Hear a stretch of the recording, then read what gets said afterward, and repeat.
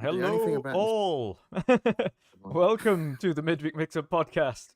And of course, we are joined today with an awesome full panel here of our regular panel members. And welcoming back Pat this week as well. Yeah, Great to yeah. have Pat back on the show. And of course, he's joined by our other illustrious panel members. First and foremost, a big hello to everybody in chat there. Thank you for joining us this evening. Of course, if you do like the show, please make sure you like and share it out as well, so everybody else can see that we're live. Because YouTube isn't kind these days. But ladies and gents, let's get into our introductions. First and foremost, Boxenberger, how are you doing today, sir? What you been up to? Well, doing good, doing good. I'm excited, man. The Witcher patch, and I know we're gonna talk about this a little later, but I'm excited. I did not expect it to be on that level. It's awesome. It's awesome. So I'm pumped. I'm excited. I'm excited to be here to chat about gaming with my pals from the other side of the pond and the neighbor country. So no, I'm doing good. I'm doing good. I'm excited. I didn't play as many games as I wanted this week. Just been busy with work and a lot of things. But I, of course, played Age. I dropped down to gold tier. Right? I felt like I'm playing in the Potato League again, but I somehow lost so many matches in gold 3, so that they degraded me. But I fought my way back to gold 3. So Age is still on my playlist, and I spent way too many hours there, but I'm past 400 hours now. It's what it is. Yeah. But anyways, other than that, I've been continuing with, of course, God of War Ragnarok. Enjoying that pretty much. It's simply awesome. And yeah, my Evil West review came out on Monday, which it's pretty good. I really enjoyed the game. I know a lot of people gave it a significant lower score, but I simply had a blast playing it. So I stand by what I said in my review. And there's a oh, what's happening? What is happening? And there's something weird happening with that review on YouTube. Honestly, it's not really successful, and like it didn't get many views. Yeah. But it has grown my subscriber numbers for some reason. I don't know. Like a lot of people that watched that video suddenly subscribed to my channel, even though overall it doesn't perform very well. Never happened before, so I'm pretty happy about that too. So yeah, man, I'm doing good. Nice. Yes, I'm glad you got back on God of War, and we'll be able to eventually at some point when we've all finished it, which might still take a while because we're chipping away at it slowly but surely. But we'll be able to have that discussion about what we thought of the game when it's complete, and have a little bit more deep dive into that and our thoughts on it when we've finished. Awesome. Mick, how are you doing today, sir? What you been up to? good man. Yep. Got a shiny new camera today, so I should be okay to stream and stuff again. I had a bit of trouble yesterday. Well, the other day. Unfortunately, the camera wasn't turning up till today. Sea of Thieves or Sea of Tuesday's show had to be cancelled because the servers were typically Sea of Thieves on the first day. Yep. People were having issues. I personally got kicked out a couple of times, and then it refused to let me back in. Yeah. So wasn't going to make for a good stream. I think we all had a day yesterday, to be honest. Yeah, I think we'd all had enough. I know you'd had a few problems with your with your system, which I'm sure you'll tell us about in a minute. But yeah, I have managed to play some today. I've done a bit of the PvP. Yeah. It's okay. It's not. I'm not a big PvP player anyway, so it's going to be a bit of a stretch for me to get into. But I think with the right crew and the right mentality, i.e., don't worry about it too much. Just get on with it. And if you lose, you lose. If you win, you win. You get experience regardless. You obviously get more if you win, though. So yeah, I played a bit today with Debbie, who was our first guest on the Sea of Tuesdays playcast. So me and her and one of her friends, we played some today. And yeah, it was good. We got a few wins in the end once we got our head around it. And All good. And on the note as well, you reminded me a minute ago, Boxy, when you said that you got some subscribers from your last video. I actually realised that I have reached 200 followers on YouTube yesterday. Woohoo! Awesome. Getting there, getting there. Nice. No wait, we can't all be Sweet. Boxy. Can't all be Boxy. Nah. We've all been there. We all started with one sub. We all did. So You celebrate. They celebrate the milestones, not how small or big they are. Everyone's a milestone. absolutely, absolutely. And listen, Thank if you you very have 200 fans and viewers and people following you that are engaging with the channel, that is even more important than having, I don't know, fake 5,000 subscribers. So, dude, congratulations, you're gonna get there, and it's way harder to get from 0 to 1,000 than from 1 to 5. I'm telling you that. Yeah, I So- believe so. Thank you very much, and thanks to people in the chat, because I know a lot of you in the chat are also people that follow my channel. So, thank you all. Awesome stuff. Awesome stuff. Next up, the General C. How are you doing Hello. today? What you been up to?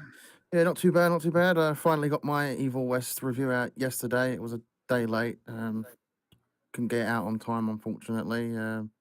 But it came out with some problems yesterday as well, because my Adobe Premiere decided it wanted to be a complete bar stool and Told corrupt the you so video many file. times. Forget Adobe. Switch. Not worth the money. It's the first time I've ever had an issue with Adobe. Hey, First Boxy, time. I saw your post the other day when you had an update and it wasn't letting you. I seen those issues you were I've having. used Sony Vegas in the past. I've used when it became Vegas. I've used that. Yeah. Because they obviously sold it on. I can't remember who company is that owns Vegas now, but it's not that great. All editing software has its bloody issues like this from time to time, and it always happens on the time you're trying to get a video out as soon as possible. And that happened to me yesterday, so I had to mess around. It wasn't uploading the full video for some reason. It was only uploading the first 1 minute and 33 seconds, and that's like an 11-minute video. Yeah. So I went through the video footage, and it kept pushing the video back. Like I'd scroll through to like 10 minutes, and it'd throw the video right back to the start. So I figured out that the file was corrupt, and I had to re-render everything and export it again. Finally, I got there, uploaded it, and then YouTube decided it wanted to be extra slow yesterday as well and not upload it in HD for a couple of hours. So that was a pain in the arse. Yes. But yeah, eventually played some games yesterday. We played a bit of Warzone, me and you, Dutch. Yep. That was a good time. Looking forward to diving back into some more of that after I finish up God of War. And Not sure how long Pokemon. that's going to take me. And Pokemon, yes, and that too. I'm still far behind in that game. But yeah, I'll get there. I'm still enjoying Pokemon a lot. Yep. It's definitely occupying my mind while I'm waiting to get back to God of War. Yeah. And hopefully I'll be doing that tomorrow night. Nice. Nice. And last but not least, Patchu. Welcome back to the show, brother. What you been up to? Yeah. It's great to be back, guys. As you guys know, I needed a little break, but yeah, it's all good now. So yeah, glad to be back. Glad to see you guys Glad to be back, again, mate. of course. Been watching you guys, you and Jen, of course, playing God of War. The game looks really, really good, and It's a blast. Yeah, Highly very- recommend it if you get a PlayStation 5 future. yeah, one day probably we're gonna see, but yeah. What I've been up to, a lot of Call of Duty, Modern Warfare 2. I got surprised by Studos. He gifted me the game right before I started. Before I started ending, to take the little break. Yeah. But yeah, last few days been quite awesome, man. Warzone is highly addicted. Yeah. But yeah, it's pretty good. So been enjoying that. Nice. Nice. Been playing? Managed to play anything else, or is it just a little bit of Call of Duty recently? No, yeah, it's recently it's only Call of Duty. Yeah, Nice. haven't been like watching what's been put on Gamepass and stuff. Seen news about it, but didn't download any of Anything those yet? games yet. So, So you haven't played? Is it Vampire Hunter or something like that? What's it called? Vampire Survivor. Yeah, Vampire Survive. Oh god, you'll be addicted to that. I haven't touched that either. I haven't touched it Okay. either. yeah, I need to look that up then.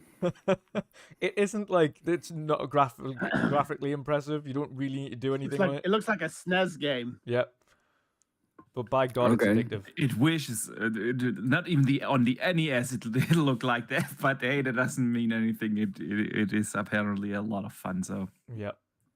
Yep. Okay, then I need to look that up. Yeah. Definitely, but for now it's Modern Warfare 2 because I like it really much. Yes. Yes. 100%. 100%.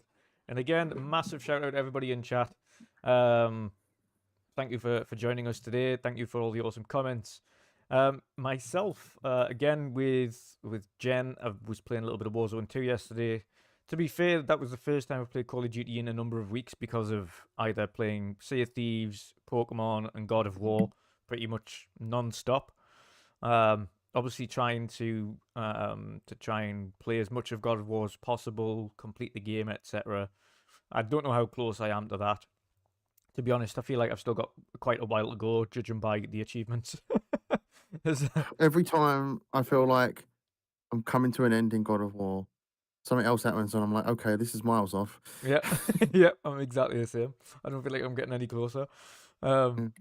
But I It's not a feel bad like thing, though. judging by some people's times on completion, I feel like I'm across the halfway line now. So we shall see. We shall see. I think completion is definitely going to be around the 70 something hour mark though, for 100% at least.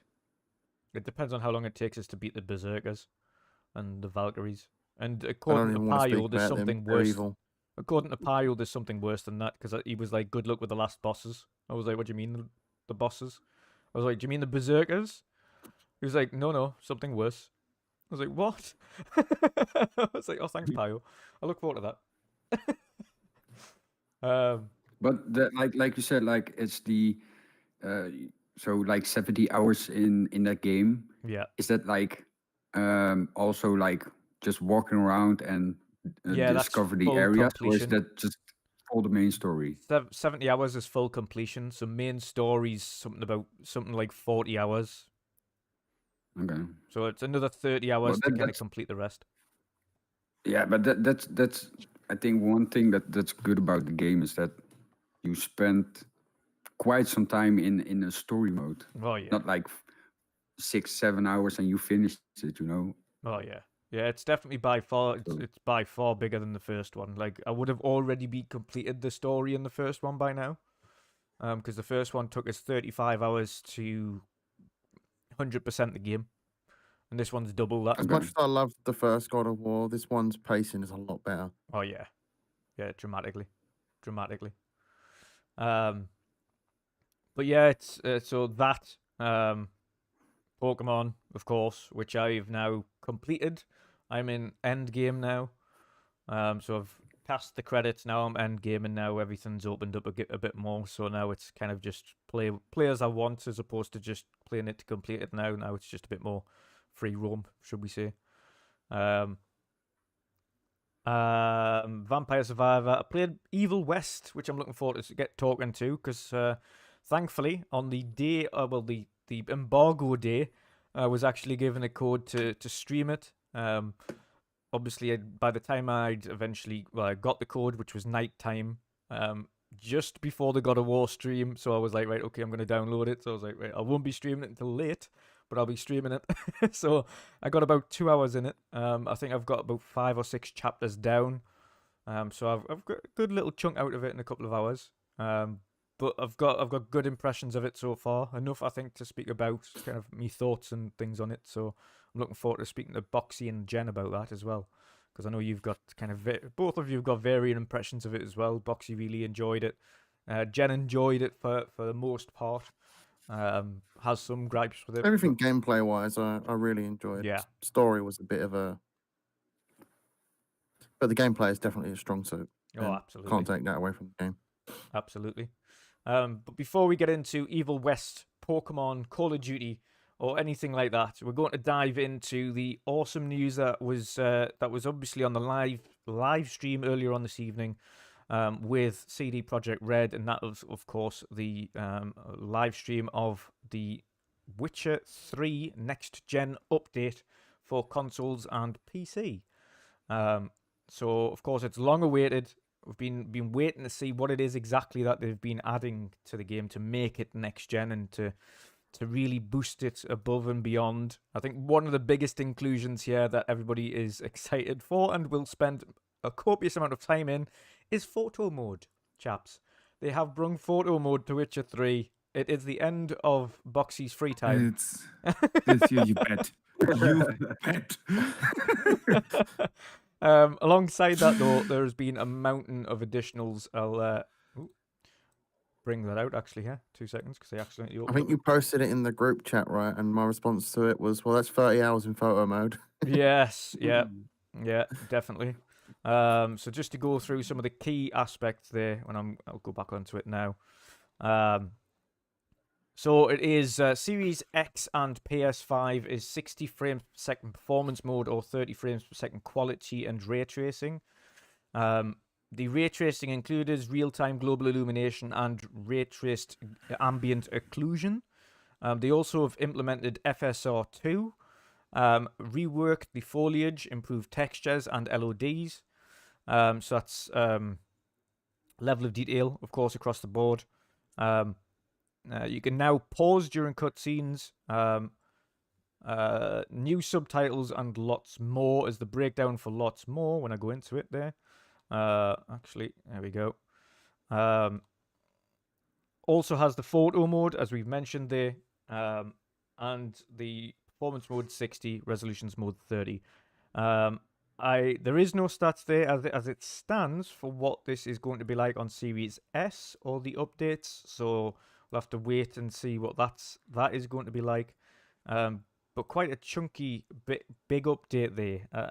As Boxy kind of said at the start, it's a bigger update than we thought. We thought it might just be ray trace shadows.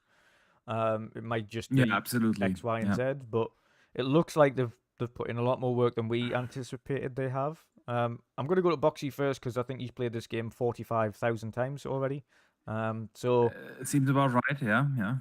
It's probably the only game I played more than Age, at least so far. So far. So what's your thoughts on this awesome update then, Boxy? Yeah, man, it's awesome. Like you said, I thought it is significantly less. So maybe because the game already was performing really well on the series consoles. Yeah, people. I don't know if people know that, but the game has a unlocked resolution unlocked performance mode on the One X. So usually, unless you stare into the sky, the resolution is with 60 FPS on the One X, something in between 1200 something p and 1080p. So in that ballpark. But since it's an unlocked resolution, if you play it on the series consoles, it already goes up to 4K 60 FPS. So that was already there. And so the question really was, okay, well, what are they gonna do now with this new patch? Are they gonna patch in like the amazing hair physics that the PC version has? Will they patch in ray traced shadows, maybe ray traced reflections, something along that ballpark? But full ray traced global illumination is the way to go. It's the holy grail of lighting in video games, and they pulled it off. But of course, it comes with a caveat of 30 FPS then. There's still going to be a performance mode that runs 4K 60. It will get the improved texture quality. They're going to patch in the 4K textures. They will improve the the LOD, the level of detail. So there's still improvements made there. Then, of course, like you said, all these conveniences like better subtitles, pausing during cutscenes. But again, photo mode. Yeah. Finally, the game is still one of the most beautiful games to look at. Of course, you can already tell it's a little dated, but the point is about good graphics. And I always say that to people. Yeah, you can probably tell something with the textures or the animation work or looks a little outdated, but good graphics. They nail like the usage of colors, Yeah. and they put that in the aesthetics. And the game just plays with colors and its art style in an amazing way. Still has some of the most gorgeous sunsets, stuff like that.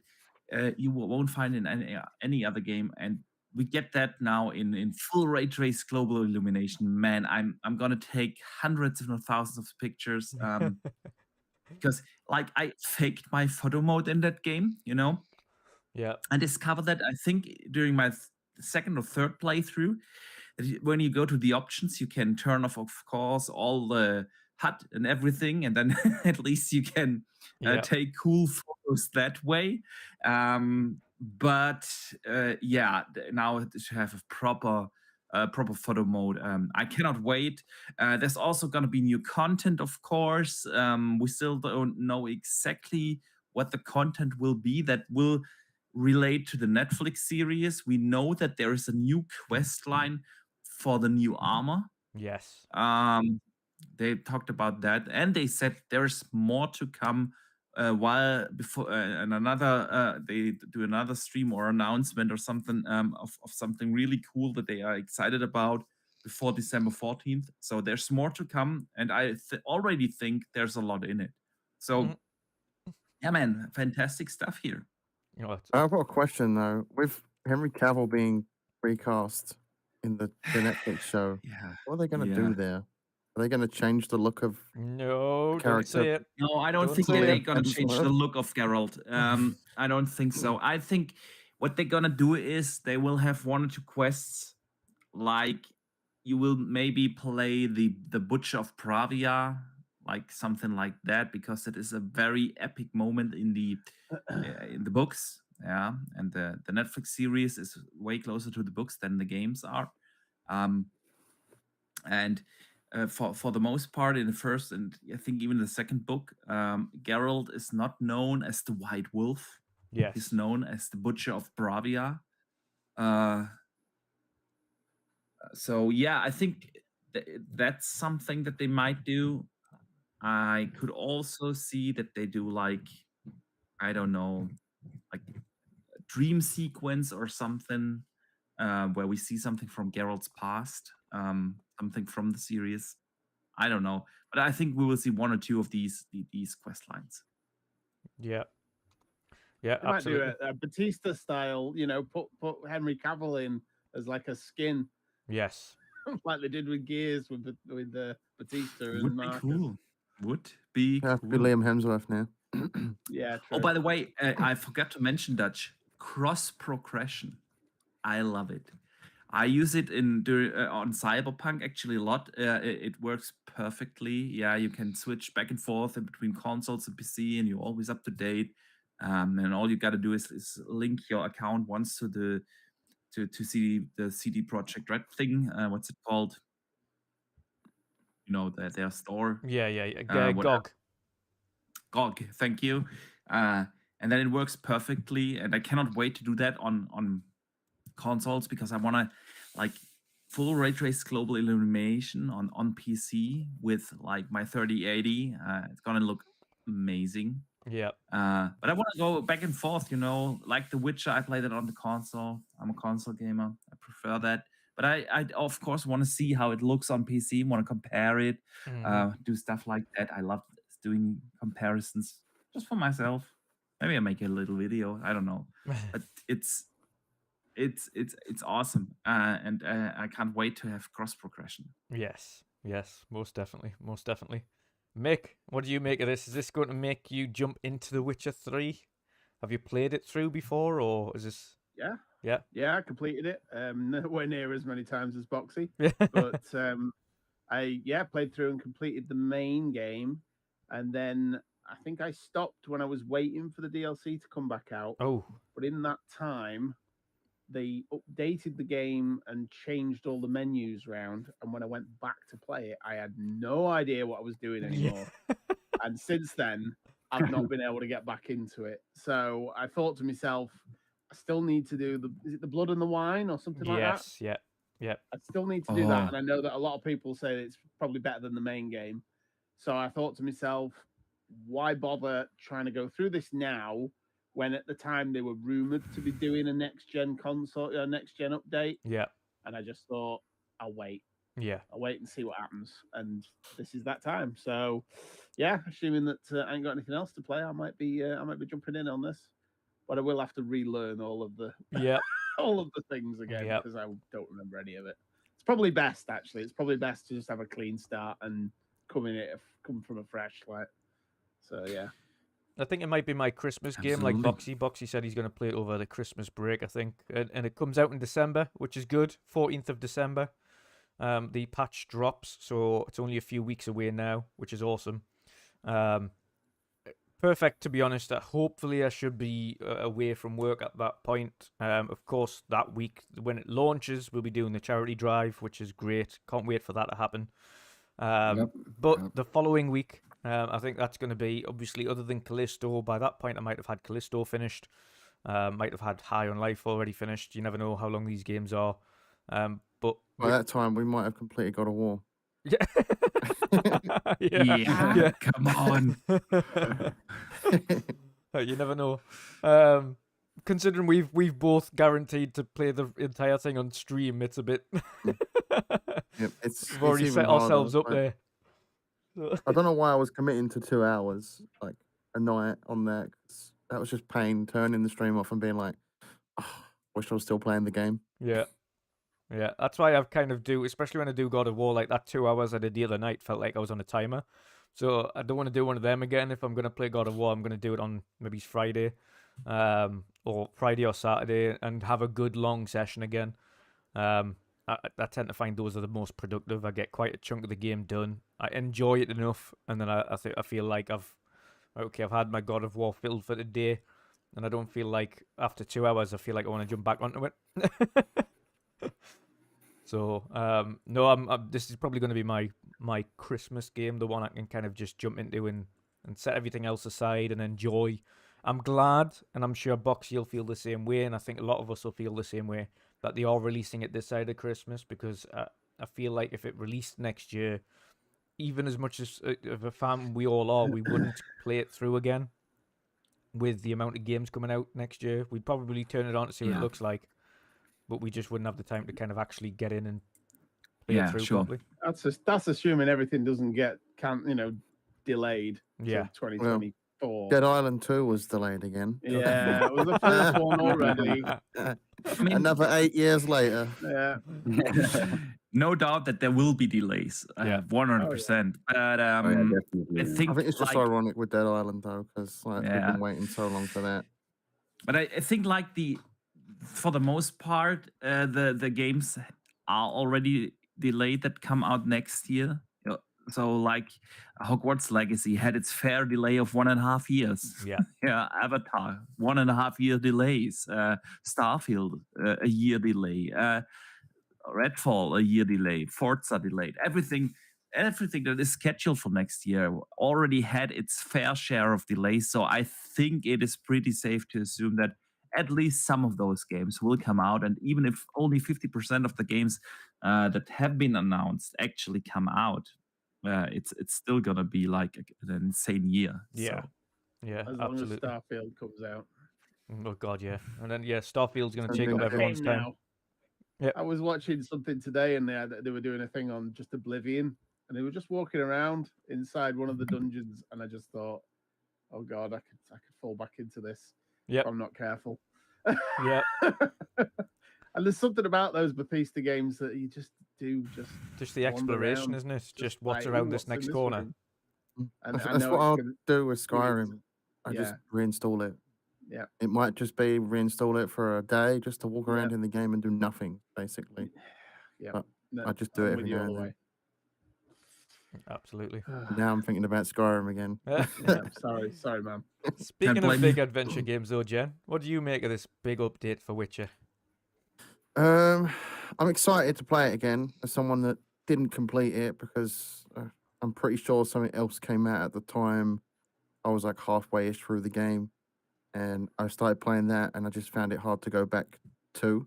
And I'm like that with a lot of RPG games. I even got like that with Skyrim multiple times. So I always find it hard to get back into them. I have to I feel like I'm in a specific mood to get back into them. Yeah.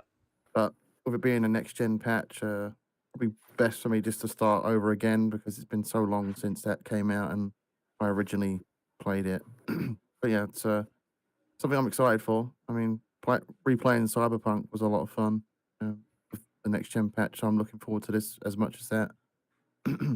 Yeah, 100%, 100%. It's to be honest, like I say, it took me by surprise just the amount of stuff they've got in this update. Like I didn't expect it to be that detailed. Especially the fact that they've increased the level of detail. They've added kind of new textures. They've added the two variants of ray traced kind of global illumination and ambient occlusion, which is me and Boxy both thought, they'll just do ray traced shadows. They won't be able to do, surely. They won't be able to really bake in the actual next gen lighting system, but they have, and they've managed to get a performance mode and a solid fixed 30 frames ray traced quality mode in there. So you've got options. So you can still have the improved graphics across the board with performance mode, but you can also have everything on with full ray tracing essentially. It's definitely the photo mode that appeals to me, Oh though. God, 'Cause yeah. I'm a sucker for photo As mode. soon as I I get seen- lost Oh, yeah. in the As photo soon as I mode. seen photo mode, I was like, oh no.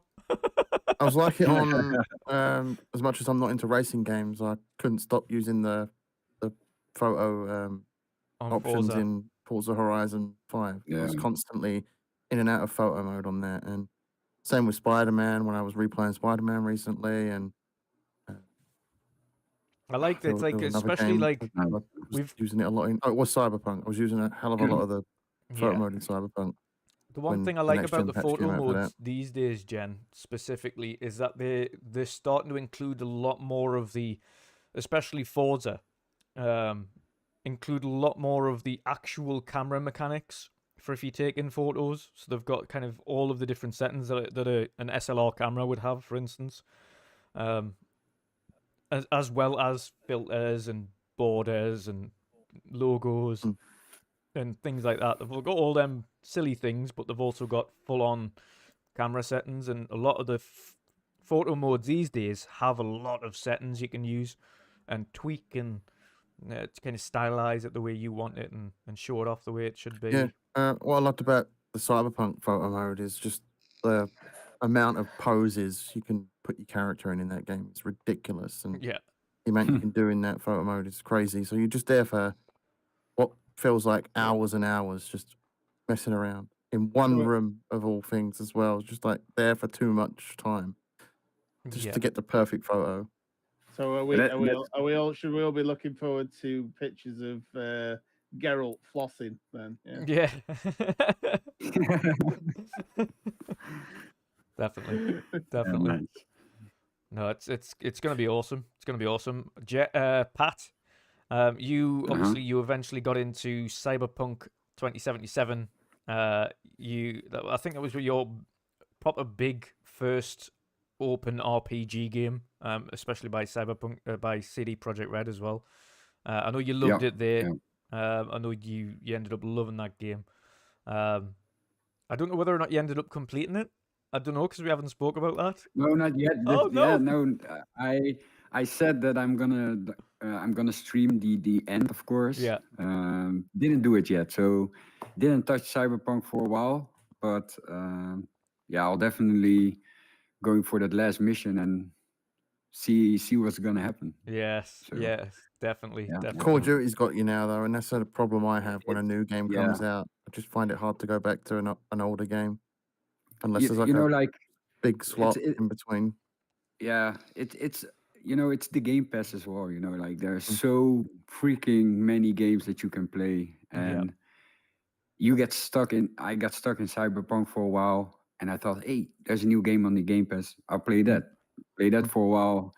Modern Warfare 2 comes out, and now I'm hooked on Modern Warfare 2 That's the problem because with Game Pass. It's not a bad problem to have though, because you get tons of options. yeah, that's true.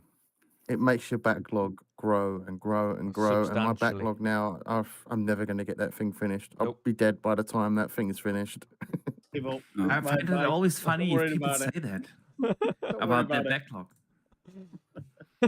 Yeah. I don't believe in backlog. Honestly, I think it's an excuse we all make for games we don't want to play, and don't want to admit that we don't want to play them. No, I I don't believe that. I have like 1 or 2 games that I actually consider my backlog, and I will have finished them in the next 2 months. All the other games that I consider my backlog, they are in there for a reason. If you would have the urge to play them, you would play them. It is just what it is. You wouldn't be I do spending get that, but I hundreds think of like hours in Sea of Thieves. You would be playing those games. If you really wanted to play them, you would do that. And I do it's the get same that, with but me. I think like backlog has like its tiers to it. You have your games you want to get to first, Yeah. and then you got Yeah. your games you want to get to later. It's like having your cake and eating it, really, isn't it? Yeah, Yeah. but the games you put in on that pile, you want to get to later. You get to them later, Yeah. and then you will have, like, we all sometimes are a little behind of the games we actually want to play. I get that. I am Gotham Knights. I have started that. God of War came out. I put that on hold, and I had to put God of War on hold because I had to play Evil West for the review, and then now I'm playing back God of War. I'm gonna go back to Gotham Knights. That's my backlog. Period. And everything else that I have on my backlog is there for a reason. I don't play those games. I rather play H4. There is a reason why I do that. So I think the concept of a backlog is literally an excuse, and I make the excuse as well. So not blaming pointing fingers here. I do that I do get too. that, yeah, I It do is get an excuse for us gamers for not wanting to play the games. It's just what it is. Here, take Mike. Yeah, he's playing. How many hours have you spent in Sea of Thieves? Last time I looked, I think I was on 185 days. So there you go. How many games could you have played in the same time that are in your backlog? I can tell you from looking at my stats on True Achievements that in 2018, of March of 2018, my amount of achievements took a very, very steep drop in the chart. Thank you. So The there you chart go. The chart used to go like, up, and then March came and it leveled, and it went up a little bit, and then like it carried on just very, very slowly climbing, and I was like, yeah, it used to go like that. Yeah. My issue's always That's a been good. my main issue with having a backlog is always FOMO. So a new game comes out, I get it, and then everyone else is I'm playing it, so I exactly the want to same, play it. yeah. So I just put what I've been playing on hold, even though I intend on completing it at some point, and then that goes on hold, and then another new game comes out, and at the minute there's been that many different new games coming out. I'm like, oh, new game, right? Okay, I'll play that. Yeah. And then the next one Yeah. comes, and then But that if one's you on hold. if you truly wanted to finish your game, you would do that, and you would put like a God of War on the hold, and you would play that. It's at the end. I get that we all have limited time, and there are periods where too many games come out, and we just have too many games to play. But in the end, if you won, we all have those games where we spend like hundreds of hours in, and these are our time sinks, and Yeah. then we. And that's what I mean. I want to point one thing out, Fanto sir, in the chat. He says, if you can't afford lots of games, that's a good reason for a backlog. Brother, I totally get that. That's a totally different story. Yeah. That's not a game I would consider in my backlog. My backlog is the games I already have, and I don't start them for some reason. That's for me the backlog. Yeah. Or at least I have access through, let's say, Gamepass or something, or PS Plus, to them. And I don't start them. That's my backlog. That's what I consider the backlog. There are always games I want to buy. Like we talked about this Dutch last week. Yeah. About like the Quarry. Yeah, is do I consider the Quarry in my backlog? No, I don't. I just didn't want to spend the money just yet because I didn't want to pay full price for that. Yeah. So that's not a backlog game for me. Yeah, that's something I will get to when I have the right price point. Yes. But I'm then exactly the same with that one. I buy those games. I put them in on hold. Let me give you an example. Game of BioShock. I never played BioShock. I own the entire trilogy. It's in my. I bought the like what's it called, Super Duper Collection, where all 3 Yeah. BioShocks are in. And I know people will hate me for saying that, but I just didn't play BioShock yet, and I don't know. There's a reason for that. I did exactly the can't same really thing, tell you Boxy. why. I never had the urge to say, but it's. I don't think it's sitting there for like I don't know 10 years now. Boxy, And I've never had the Boxy, urge I did to exactly the start same. them. I did exactly the same. I and would my say problem is I want to have it as my collection, and when I see it on sale, and when I see it on sale, I have to add it. I have to. Hey, just come on. get it. I would say I think it was $10 or so, and I said, say this. if I own it for $10, yeah. If in the Xbox dashboard, in your own games section, you get the different sections. It used to have a number next to it of how many games you owned. And recently, about 2 months or so ago, they took that out. Yep. And I don't know why, but you used to be able to see how many games you owned, and now you can't. It just lists them. It doesn't tell you the number. And my old number was like 720 games. I don't want to think about how much money that is. It's again, True Achievements can tell you based on what games you've got achievements on. I don't need to. I don't need that information. It does, Mick. grand. I was going to say it does. They have added it back in again. So all games I have installed across all devices is 770. Have they actually put that back in? Did you say? Yeah. And I have 310 I need to check owned that number. games. I don't know it by heart right now. But again, I want to pick up a point from the chat. Fento says, "Why do we buy games to not play?" Lol. Yeah, you're right. It's actually ridiculous, but it's like I'm not a big collector of figurines or stuff. Yeah, I don't buy the collector's editions. Have those guys, but I do collect games. I just do. I love owning them. I love having them. And sometimes let's take BioShock again as an example. It was in there for $10, and I said, okay, come on, for $10 you can play them. And I bought it.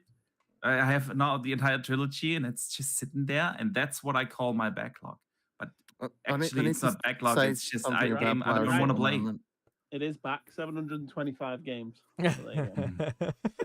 Sweet. I would say BioShock 1, at least, is a must-play. I know. And I know. People keep telling me about loads of these must-play games, and I'm like, I know this. Here, I think, Connor, it's not. I would say it's a must-play. And if you do find the time for it, I would highly recommend you play it. It's a blast to play the first BioShock. BioShock 2 and Infinite, I don't really care too much about those, but the first one in my books is a must-play. Yeah, it is. To be fair, I did have fun with it when I was playing it, but the problem is again, I've got this like I mentioned to Boxy just a second ago. There, it's when you see it on sale for such a price, you're just like, well, it's only 10, so I'm gonna get it, and then you add it. Absolutely zero intention of playing it, but it's cheap, so why not? Black Friday sales have a lot to answer for the amount of games. Dude, I hate those sales. I always buy stuff I'm not gonna play. But it's like, I know it's stupid, it's ridiculous, but I'm just a digital collector. I love owning my stuff, and maybe there is a point in time where I say, okay, man, I need to play BioShock, and then I want to own it, and it's sitting right there. You don't need to play BioShock. I don't know. I have a lot of other games in there as well, but you know, and that's why I always say I don't think real backlog, like when people say I have hundreds of games in my backlog. Dude, I don't have hundreds. It's not your backlog. That's a list of games you're not gonna play. That's what it is. No, I have probably about 15 that I want to get through. And I've already got them in a folder because I create folders on Xbox on the side. So I've got like 2022. Can you name some of them? pre-ordered for Lynch. 2023. Yeah. So there's a few that I need to get back to because, of course, God of War come out. So I've got Plague Tale Requiem to finish. I'm halfway through that. Of course, God of War came out. Definitely, you need to finish that. Ni no Kuni. I was absolutely loving that game, but again, a few games come out, so I wanted to play through that. I do need to finish Scorn. Sonic. Scorn is in my backlog, but I don't have much time left to finish that, but I do want to finish it. Let's have a look here. Chorus, believe it or not, is there, and I do intend on playing it. It is installed. It is ready to play. I'm finishing everything else first. I've started Evil West and I'm really enjoying it, but I need to finish God of War. So I'm going to finish God of War first and then finish Evil West, because I know Evil West, thanks to you guys, isn't super long. So I know I can get through that one fine. And I need to finish Monkey Island, Return to Monkey Island, because I haven't finished it yet. And I do need to finish that. That's just a few of them, but there are more. But they're the key ones. So I've got like at least 6 or 7 key ones, and then a few more smaller titles as well on there. Yeah, So. but I mean, the list you said is like really doable by Christmas, before The Witcher 3 comes out or something, or let's say Christmas. Yeah, but then it's interrupted by High on Life and Callisto. Yeah. Yeah. Then you don't have the urge you know to what it is? actually finish them. It's what I say. I'd admit, just okay, you're not prioritizing a game like Monkey Island, or I don't know, or Plague Tale. You just don't do it. I think a lot of it does come down to convenience. So. Yeah. Because at the like, same time, I'm glad believe- you spent the amount you would need to finish those games you spend in Sea of Thieves or any other game, or a Call of Duty. I don't know. You know what I mean? So if you would have the urge to actually finish them, you would do it. Because but you can, like I'll blame other people for having games that I cannot complete, because if you see the other games that people recommend to you, you are like, okay, I'm gonna take a look into it. Yeah. But you're busy with another game.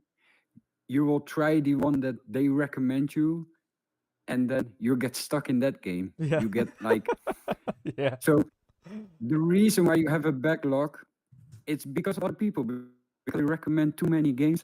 That's what I think. But That's another reason, to be fair. I've been victim of that before, where someone's like, "Come on, get this game, and then we'll play it with us." So I'm like, "Okay, I'll get the game and play it with you guys." And then I get stuck playing that game. I'm like, "God damn it!" Yeah, I've done that before as well. Yeah, agree. Are you speaking of games that are going to go into your backlog, Patcher? Are you going to play The Witcher 3 next gen? oh yeah, I own the game, so Oh, nice. I'll wait for the update. Yeah. I started playing it when I was like really into the Assassin's Creed. Yes. I don't know which one it was. So, like I couldn't really get into The Witcher because my head was more into the Assassin's Creed story. Yeah. So, but for now, The Witcher is on the side. I'm gonna wait for the update, because a few weeks ago we also talked about this. Yeah.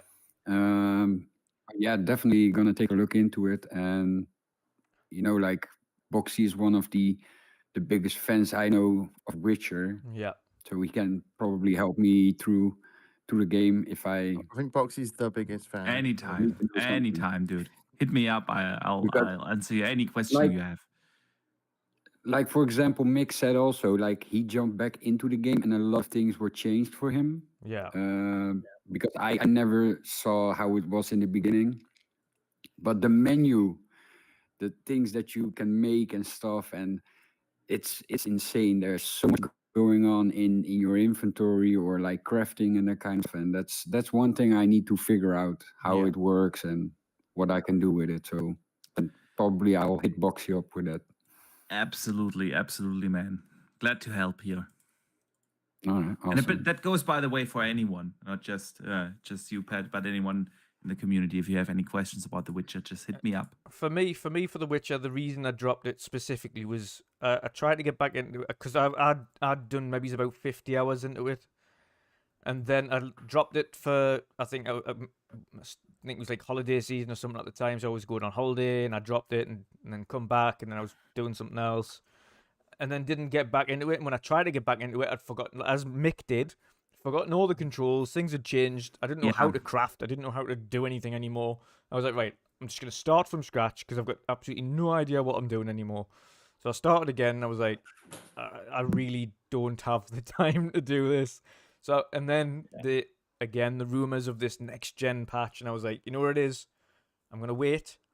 I'm gonna wait for this next gen update to come out, and that's when I'll dive into it again, because of course then we'll get the beefy, lovely, shiny version with all the bells and whistles and things on, and that'll be the way to experience it truly.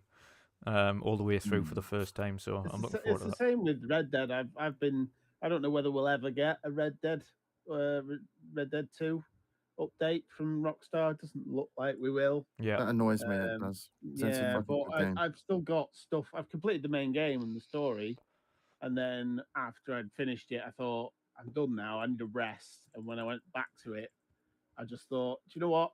Nah, I'll wait and see whether the update comes, and then it'll be worth going back and doing some of the hunting and some of the other stuff. So I think if that was on the table, it would have happened by now. I do as well. So Yeah, And that yeah. pisses I me think off they that they stopped focus completely on supporting that re-release. game. Yeah. But multiplayer-wise, I don't think they support it at all anymore. I think It's like our best dead in the chance is water. that Microsoft do a one of their updates for it one day. Yeah, If we they can push hope. more of them. We can hope they just go, Rockstar, can we just... Yeah. Come on. Just wind your Will neck in Rockstar and allow let us that, fix it, all right? Yeah, I know. You know what Rockstar are like. Oh, absolutely. So Absolutely. Fanto just said Red Dead needs a 60 FPS. And It does. that is one of the it's hard to go back to 30 now. I managed it with Arkham Knight. Yeah. And that was a funny one because, like I say, you would, there were sections that weren't. There were clearly 60 or better, usually in the sort of story sections. But yeah, it was a fairly good 30 for what it was. Yeah. I enjoyed it. But yeah, I'm that's another one now. I'm done, and I've still got stuff to do. There's still lots of side stuff to do, but I'm waiting for that patch now before I go back. So Yeah. Absolutely. hopefully we get It's a one. game for I'll that be one. picking up hopefully in the new year. I'm Yeah. not in no rush to get to Gotham Knights. Nah, I don't blame you. Definitely. Speaking of new releases, however, of course, yesterday we had the official release of Evil West. And of course, with that, we had two awesome gentlemen on this panel who both released awesome spoiler-free reviews. Well, mine's got minor Ish. spoilers in it. Yeah, the Not beginning of the nothing game. major. Yeah. The beginning of the game. They're very, Okay. very minor. Not anything too intense. Yep. Not like you're gonna have 90% of the game spoiled for you. Yeah. Just small little details here and there that make it a little bit interesting for people that might be wanting to pick it up and want to know a little bit more about the game before jumping in. Yeah, absolutely. And of course, both of you chaps, awesome videos for the both of them. But I want to hear your impressions as well about the game that you might not have. I don't know whether or not you kind of sat on it a little bit more since you've released your reviews or anything like that, but your overall impressions of the game, kind of for the podcast itself, aside from your own channels. If those of you who want to see the full breakdowns of their reviews, of course, please jump over to their links, which are in the description below. You'll be able to go and watch their reviews of the game individually. I had a chance, of course, to play a section of quite a large section of it on embargo night. So that was awesome. But yeah, I want to hear your impressions. Boxy, first of all, what are your overall impressions of Evil West? Does it justify its price tag? Do you think it's a great game? Do you think it's worthy of discussion and worthy of picking up? Yes, and yes.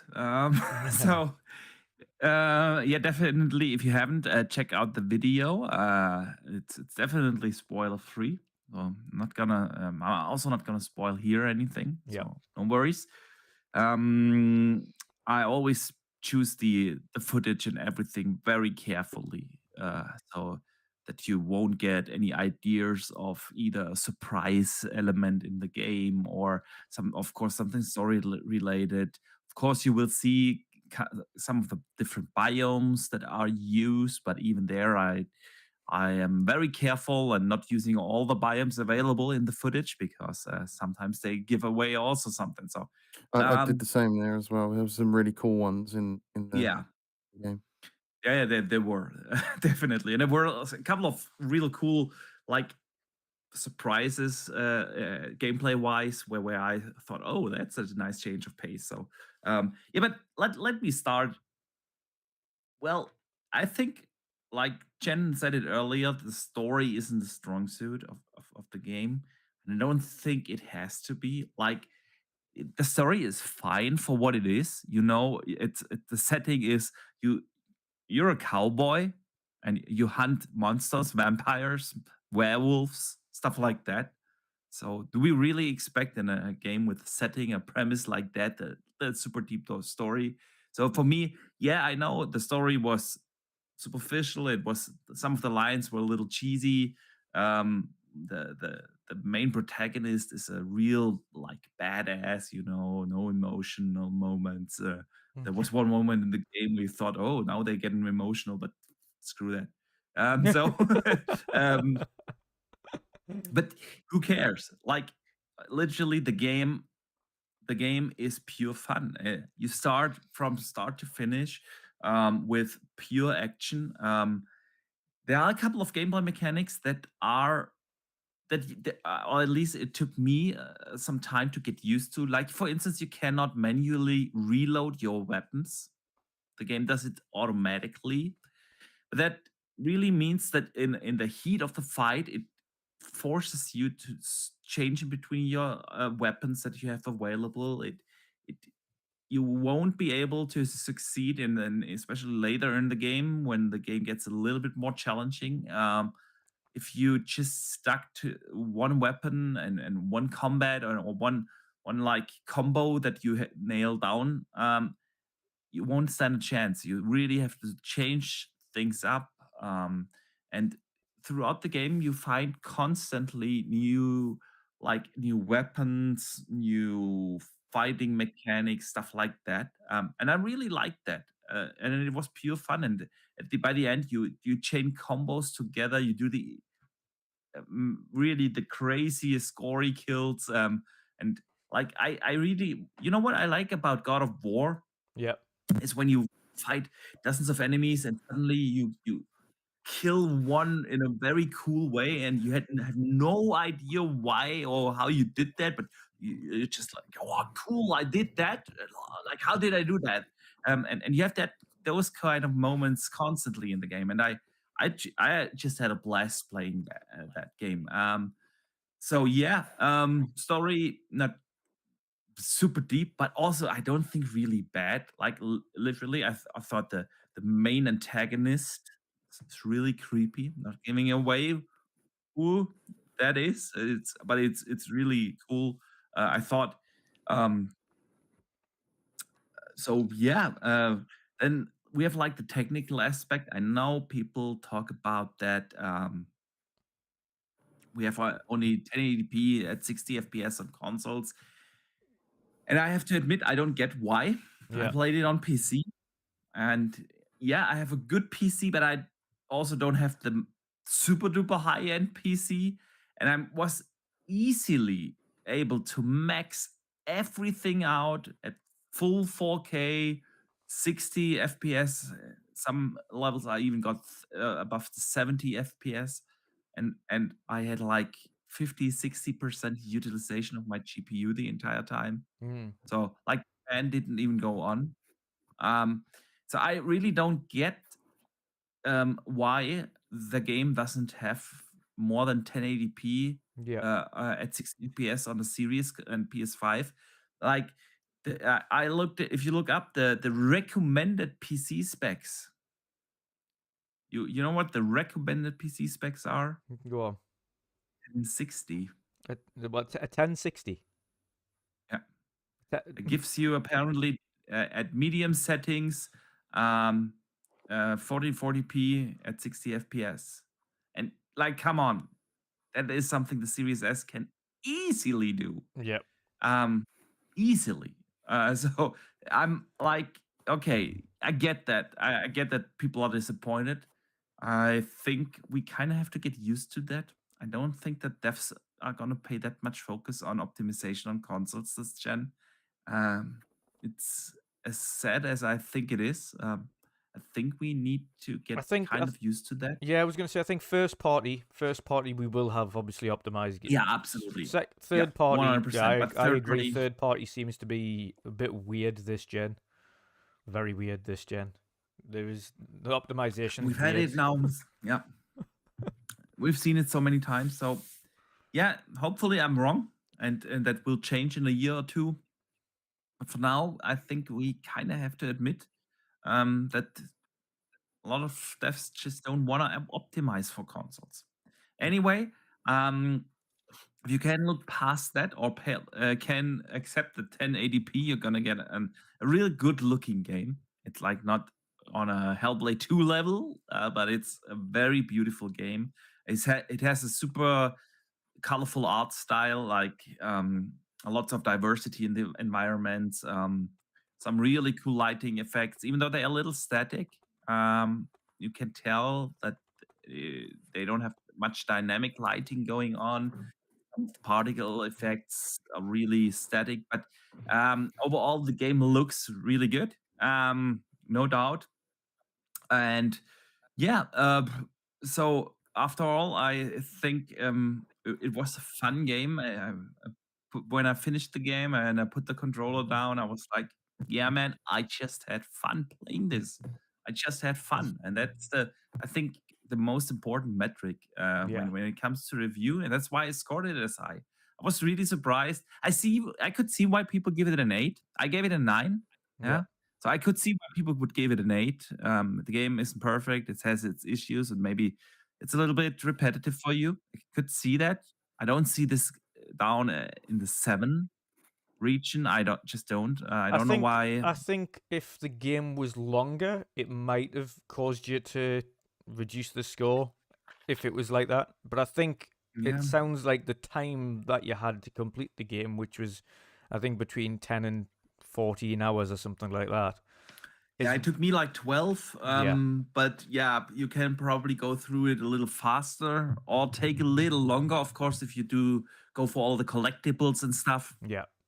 So, but yeah, somewhere in that ballpark, yeah. Do you think that's the perfect kind of time for that game as well? Yeah, perfect. Yeah, perfect. Like, literally, I just had a blast playing that. Perfect timing. It ended when it needed to. Yeah. It ended with a bang. It's cool. Nice. For me, the one thing I love about the game, from playing it so far, like I say, I've got a few hours into it. I'm not that far in, so I've got plenty of it to play yet. Of course, I will get to it after God of War. The one thing I loved about it was and especially on the back of God of War, there was a lot of the mechanics that felt similar to it. Very similar. Including, like, looting the chest was identical. Yeah, identical, dude. Smash, open the chest, grab your loot. I was like, that's God of War. Yeah. And like the enemy executions. Yes. Very God of War like. Yeah. But it was, you know what it was? It was good. It was good to see that. It was good to feel that way. But also, when you're talking about the shooting mechanics, felt very Gears of War. So to me, it was a good combination of Gears and God. These two third-person, over-the-shoulder action games. One of them FPS, well, third-person. The other one, kind of hack and slash. And it did a good mixture of both. And like, when you've got the gloves on, you don't feel like it's like, oh, you're punching your enemies. You don't feel like it's a detriment to you. You don't feel like you're at a disadvantage. Because he's got this big power glove that can like boost and break through things, and he can zap around the map and drag people towards him and things like that. Like you feel like a badass when you're beating people up. You don't feel like it's like a disadvantage. So it's actually quite entertaining to play both with weapons and without them. I like how you've got kind of the long range kind of rifle. If you zoom in, that's kind of your long range rifle. If you're just doing hip fire, it's your revolver. So you're just quick firing loads of shots at people. So there's a good kind of combination there. So when you zoom in, you're not kind of trying to shoot them with a revolver at distance like that. You with a long range rifle straight away. So it's good, a good mixture of kind of combat there.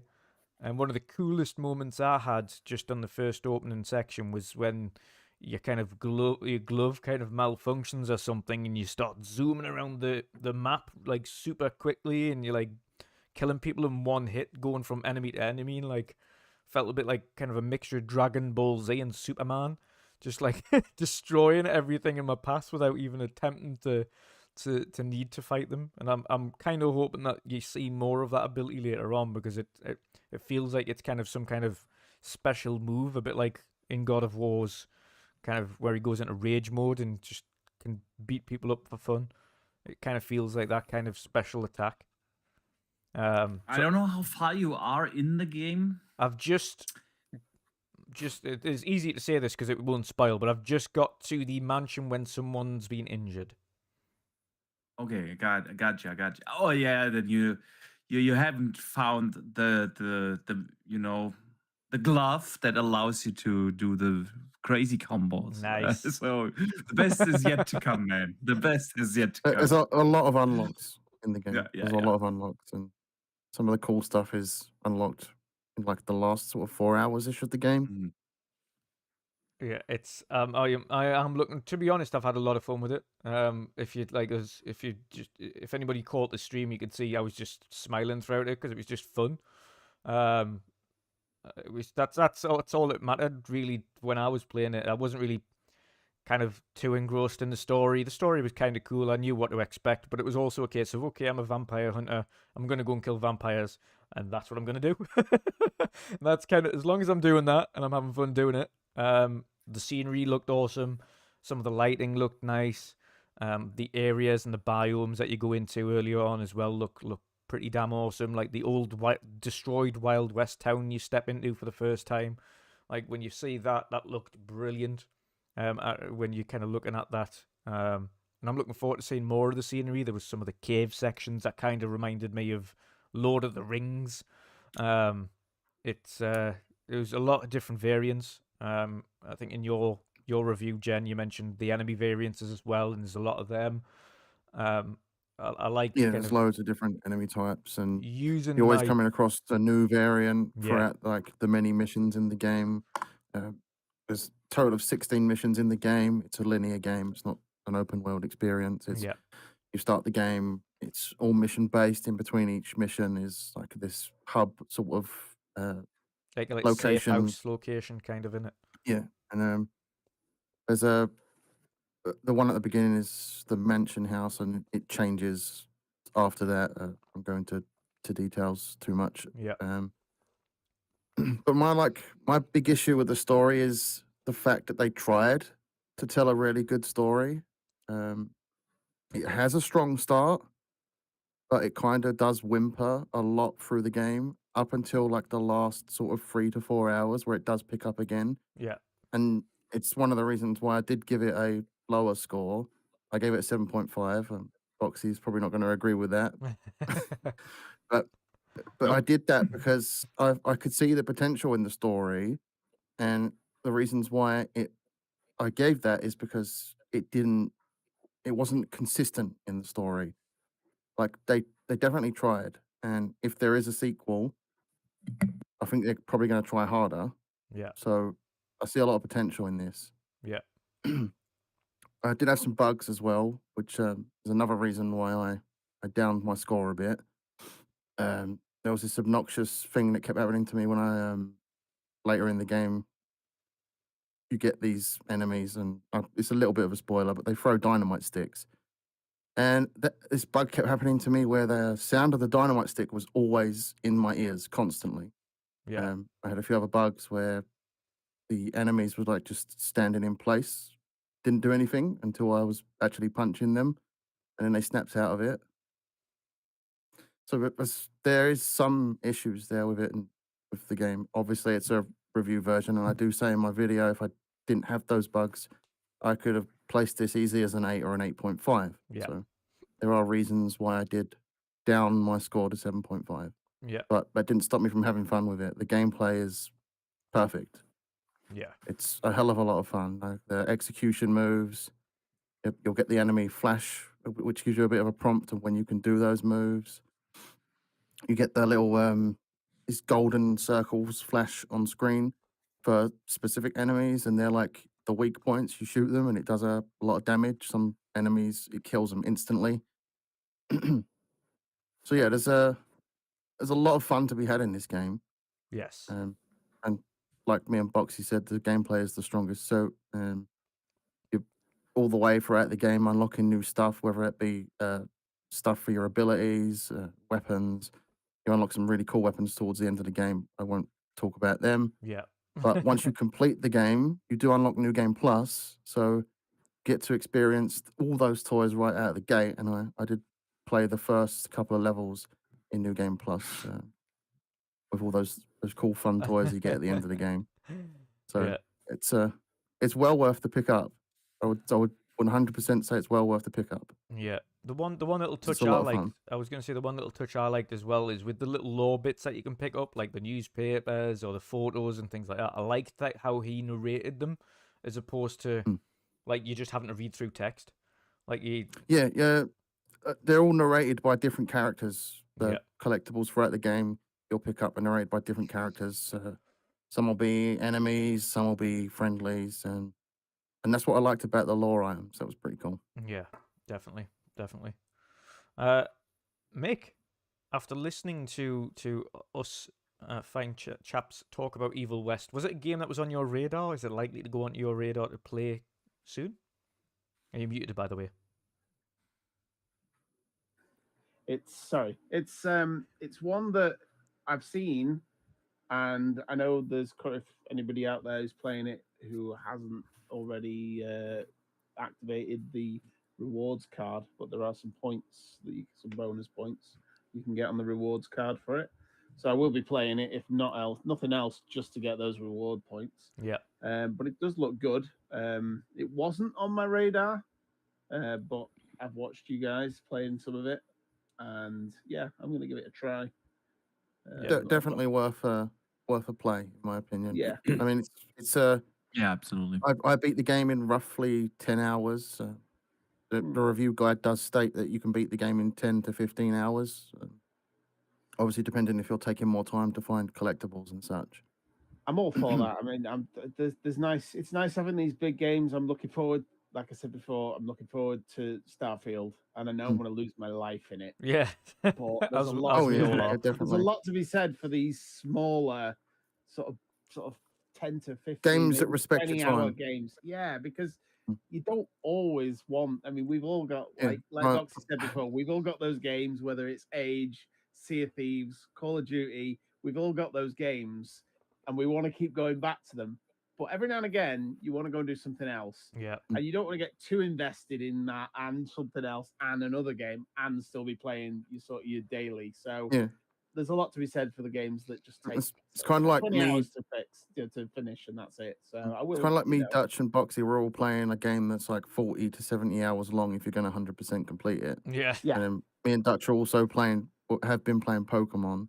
So it was nice to have a game that wasn't a 30, 40 to 70 hour experience. It was just a turn on the game, you play a couple of hours a night, and you're done with it. Yeah. It was nice to have that experience. I will say, I forgot to mention one thing in this, is this game did remind me of the old like Xbox 360 action style games where it was just, you buy the game, you play the game, you have fun. Yeah. Yeah. And that I can agree. Like traditional old-fashioned fun where you just... It is gory as well. Like they'd go full tilt on the gore, like exploding and intersections and... Yeah, some of the combat is a hell of a lot of fun, like juggling enemies in the air and then punching them into the TNT or like these towers of spikes and just watching them go pop into a huge cluster of guts and stuff. It's those are the moments in the game that are a hell of a lot of fun. And then like shooting a guy's arm off when those little gold circles flash up, and Same with like there's these flying creatures you can do it with, and just watching them explode. It's just a blast to have Definitely. that small experience and a game that doesn't overstay its welcome. Like, there's a lot of games out there that are not like God of War, that are too long, and they're long-winded experiences. By the time you get to like hour 25, 30, you're like, is this shit done yet? Because that was my problem with Assassin's Creed Valhalla. I'm like, when is this shit going to end? And then I gave up. See, I managed to finish. I did 70 odd hours in Valhalla, but again, I think everybody knows why. But I did 70 odd hours in Valhalla. I enjoyed it. It was my favorite of the new Assassin's Creeds.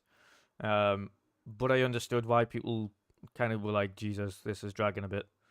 Yeah, you, for a lot of gamers, you get this like fatigue when you're playing an open world game Yeah. that doesn't respect your time.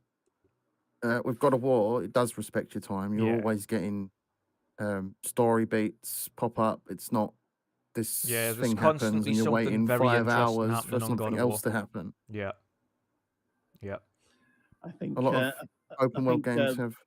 No, sorry, Connor. I was just going to say, I think Boxy's waiting to go. So he's yes. looking like he's getting a bit touchy there. We'll He's drop him out. twitching. We'll He's drop him out. twitching. I'm sorry. I have to take care of a couple of things. It's okay, like Boxy, don't you insurance stuff and shit. So yeah, I'm gonna drop out now. That's all right. Let people know where they can find you, of course, and of course join us both for the World of Gaming tomorrow. Oh yeah, it's Boxenberger everywhere. Now also on Hive, guys. Yeah, the Hive is a thing. The Hive is a thing. Yes, it is a thing. It's actually quite I love good. it. It's Needs funny work. just to see how many people are on Hive now. But you know what it is? It's They had Like, like a million by people have Twitter. downloaded it, but it's only 2 people. Poor Yeah, two guys. people And making it up, you can and they had tell. like not even 10,000 people signed up for Hive like 2 weeks ago, and now they are at 1 million. That's like I think it helps that a few people that were big in the community downloaded Yeah. it, talked about it, and there's like some big celebrities in other like Yeah. movie and it communities and it stuff like that completely that got talked about viral. it. It is like It blew up. crazy Yeah. effect.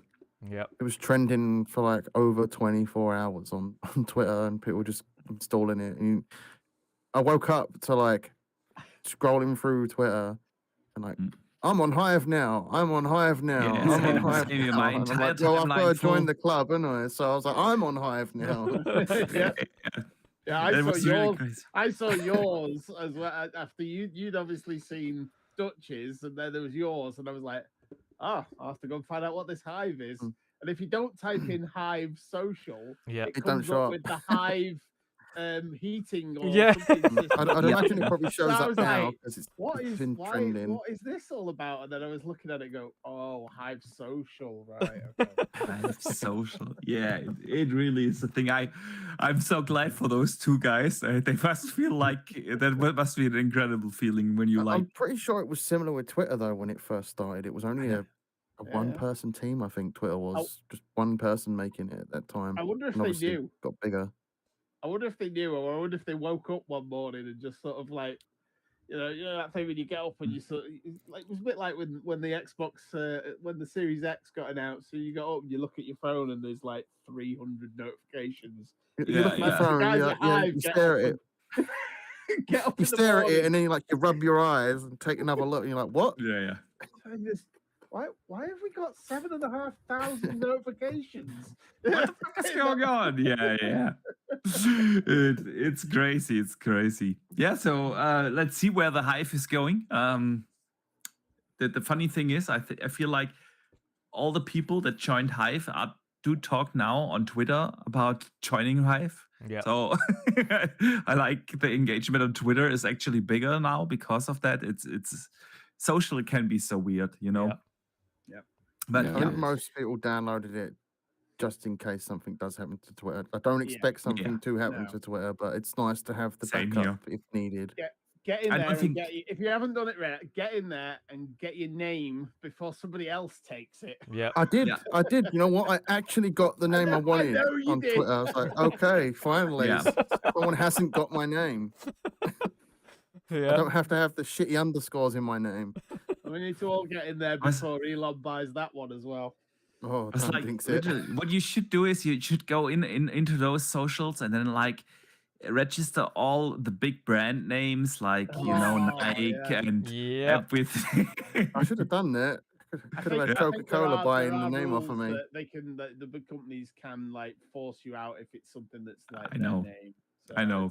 Yeah, they can force me shame. out with money. Exactly. Super easy solution there. Super easy solution. Yeah, all right, guys. Okay, so you have an awesome rest of the show. And everywhere, Boxenberger, easy to find. And like you said, Dutch, we're going to have an awesome show tomorrow, The World of Gaming at 7 p.m. UK time, 8 p.m. Central Europe, or 2 p.m. Eastern. Although I don't expect as many US viewers tomorrow because of Thanksgiving. So we shall see. We will have an awesome show anyways. Yes. And I see you guys tomorrow. We shall indeed. Have an awesome evening, Boxy. See you later, Boxy. Thank you. Take it easy, mate. See you, Boxy. There we go. There we go. And then there were 4. Patchy. Judging by all of our chats on Evil West, is that something you're likely to pick up now or have a look at? Well, I've seen parts and bits of your both of your reviews. It looks really interesting, to be honest. Give me a little bit of vibes from Red Dead Redemption, but in a more different way, of course. It's interesting. It might be a game that I'll pick up and try it out for sure. So who knows? But for what I saw, it's a pretty good and nice playing game. I think so. Yeah, I think one of these things. I think it's going to be one of those games, and this is nothing against Evil West, but I think it's going to be one of those games that will be on sale pretty quickly. That's again taking nothing away from the game, but I just see it being within a month having a price reduction on it. I do feel that that's probably true as well because there's so many other games coming out. Yeah, there's still some of the big ones right around the corner that people are waiting for. Like Callisto's out next week. Yeah, and High on Life, waiting for that, and High on Life. Yeah. See, I always forget about that, and it's one that's on my radar high up. I just always forget. My memory's terrible. Yeah. And for those interested, Need for Speed Unbound is also out next week. So there's 3. I mean, 3 big games. As much as one of them we're not going to play. Of course, 3 big games. For those interested in Need for Speed, that's out. You've got Callisto Protocol, which comes out on the 2nd as well, same day as Need for Speed.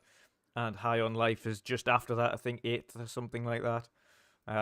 So very close together. So within a week, you've got 3 major games dropping. Of course, a lot of people might not class High on Life as a major game, but to me, it is. It is a triple I game, as they describe it, triple indie. So it's a large-scale indie development. It's from game. one of the creators of Rick and Morty as well, so it's big on people's radars. It's going to be fun. It's going to be ridiculous. It's going to be full of swear words and stupidness, and I cannot wait. I cannot wait to be a huge child and play that game. I'm not playing that. I'm not playing that one while the little one's No. still up. That'll be a late night. Especially when you have the knife out and he's like stabby. I was going to just say that. I was just going to say that. Yeah, I can't wait. It's going to be absolutely awesome. But yes, chaps, on to the next one, and we're talking about games with updates. The Call of Duty obviously had its large main update, the first of the Call of Duty Modern Warfare 2 Life, and that is, of course, Season 1 and Warzone 2's launch. Of course, we know Patcher has had a chance to play Warzone 2 and, of course, jumped into a little bit of Season 1. Me and Jen played a little bit of Warzone 2 yesterday. Oh, he's wearing his Call of Duty merch today. Yes. Awesome. We've had some good fun, but Pat, I know you've definitely out of the 2 of us, or at least the 3 of us, sorry, you've definitely played the most Warzone 2 so far. So I wanted to hear your thoughts on it so far. What do you find that you like and dislike about Warzone this time around in the newest version? Well, for now, there's like basically not a dislike that I have Yeah, or that I found. You know, yeah, I've been enjoying Warzone really much. The previous one I didn't play that much. I think it's like maybe 2 hours or something. yeah, Um, and with this one, I've already been over it. yeah, Had some really nice games with Plug, with Mew. But yeah, it's hilarious. They added proximity chat, Ah. and it's crazy. We need to play. We when need to you- play that because me and Jem we forgot to be fair. Because I said, "Oh, after this game, we'll We turn said we proximity were chat gonna on." as well, but we totally forgot. Yeah, forgot about it. We were going to, but I'm going to next time because there was this one section where we killed this guy and then his friend was roaming around somewhere. But there was another one where Yeah. this guy. I was like, "Oh, just pinpoint if you see someone. I have a bomb drone." And he's seen someone on a roof, and the bomb drone just went up, and he tried to shoot it, and he couldn't. And then the bomb drone went over and blew him up. And I was like, oh, God, I wish I had proximity chat on there. That would have been hilarious. He would have Yeah, it hated is. that. It's hilarious. Weekend, I came to building. I was actually with like 3 randoms. Yeah. I came to a building and I hear people talking about what they did the weekend, what they're gonna do for the weekend. They have a whole conversations, and it's hilarious to hear that. And as soon as they spotted you or hear you, they go crazy. They're gonna scream and let's go out. So it's so much fun. That's one thing that I've missed in PUBG, especially, is the proximity chat, and that they now have this with Warzone. Yeah, it's really nice. It's really nice. Proximity chat can be a Gameplay. blast. Yeah, it is a blast. But yeah, gameplay wise, I think this is one of the best Call of Duties that I played so far since Black Ops 2. Yeah. So yeah, been almost prestige 2 now, I think, level 100 almost. Nice. Um, God, that's quick. I'm not been even level grinding 50. on I'm some not even the gold. first prestige, the level 55 or something, whatever it is. Like 60, level yeah, 60, I think. Yeah, that's the first prestige. Got started grinding on gold camo guns. Yeah. I want to get the platinum. So far I got 5. Yeah, I got 5 weapons gold. But I like the challenges that you have as well Yeah. in there for you to get them. Yeah. So yeah, it's this Call of Duty is just, it's amazing. I like it. I like it really much. Awesome. Awesome stuff. So no dislike so far. Yeah. Do you like the new Gulag? Yeah, it's Gulag. I like I said, the previous one I didn't play that much. They also had the Gulag there, but this one makes it like it's different because now there's a jailer coming out when you are too long busy with killing your enemies, and it's a juggernaut with a minigun in his hand. And man, this I didn't know guy that is- at first. I was like, how's this guy got a juggernaut armor in the in the gulag? yeah, that's crazy. It's but this Gulag, it's fun because it's not only you, 1v1, it's 2v2, but it's also with an enemy player. So you don't need to wait for a teammate that dies and that enters the Gulag. No, you also play with another guy from another team. So 2v2, and it can be your teammate or it can be someone else from another team, and that's pretty cool. Nice, nice. I'm looking forward to that. Jen, I know we've been playing Call of Duty quite a bit, but Warzone 2 was obviously the first time we've both played Warzone since its release because of different games. No, Pokémon, Evil West, Yep. God of War. But yeah, what have you made of obviously the time we've had on Warzone 2 so far? Is there anything you'd like to see improve? So far, I'm enjoying it. It's really hard to judge because we only really played a handful of matches yesterday. I think we Yeah. played like a total of 4 or 5. Yeah. So, it's really hard to judge at the moment for me, but I'm having a lot of fun with it. It's so far as good as the multiplayer, like the normal multiplayer arena style sort of modes and such like that. I definitely need to play some more of it after I've completed 2 other titans of games that I've not had a chance to get back round to properly, with especially one of them, God of War, and I'm slacking with Pokemon. I need to catch up. You're not Yeah, slacking too much. You're not slacking too much. I mean, I'm getting there. I managed to do one of the gyms today. Nice. That's about it. To be fair, you can But get lost in yeah, that game. You know, if you turn that game on, you're on it for hours. You're not. it's dangerous. Yep. Like turning that thing on as soon as you get in bed is dangerous because you blink and it's like 5 in the morning. You're like, shit, I should have gone to bed like 5 hours ago, maybe. Yep. Yep. It's dangerous having this thing here is making my sleep schedule worse. It is both the best and worst purchase you've made this year. It is. I didn't think I'd enjoy the Switch. Honestly, didn't. But I've Just wait grown until to you've got love it. Mario Kart. Just you wait. I will be picking it up hopefully next week, maybe, or the week after. Yes. Maybe I could even grab it on if it's on Black Friday sale. On Amazon, I imagine it will be. On Amazon, it will be. Yeah. But yeah, I want to dive into some more Warzone with Pat, yourself, Perrin Pluck. Jordan wanted to play some of it yesterday, but I just didn't have time. Yeah. With working on the review. So there's even a game mode in Warzone, is that you start with a 3-man squad and you can actually DMZ. pick up. No. This is like Warzone. It's also Warzone. You start with a 3-man squad and you can pick up 3 more people from the enemy side. So you can Really request them to join your team, and then you have a squad of 6. That's crazy. I didn't know that. Yeah, awesome. that's crazy. Yeah. I've heard about the DMZ mode, and I only played one game of it. I died within like 2 minutes because the AI just cracked out of their minds. I wanna get into DMZ as well. I played a few rounds, but there are some things that you can like unlock.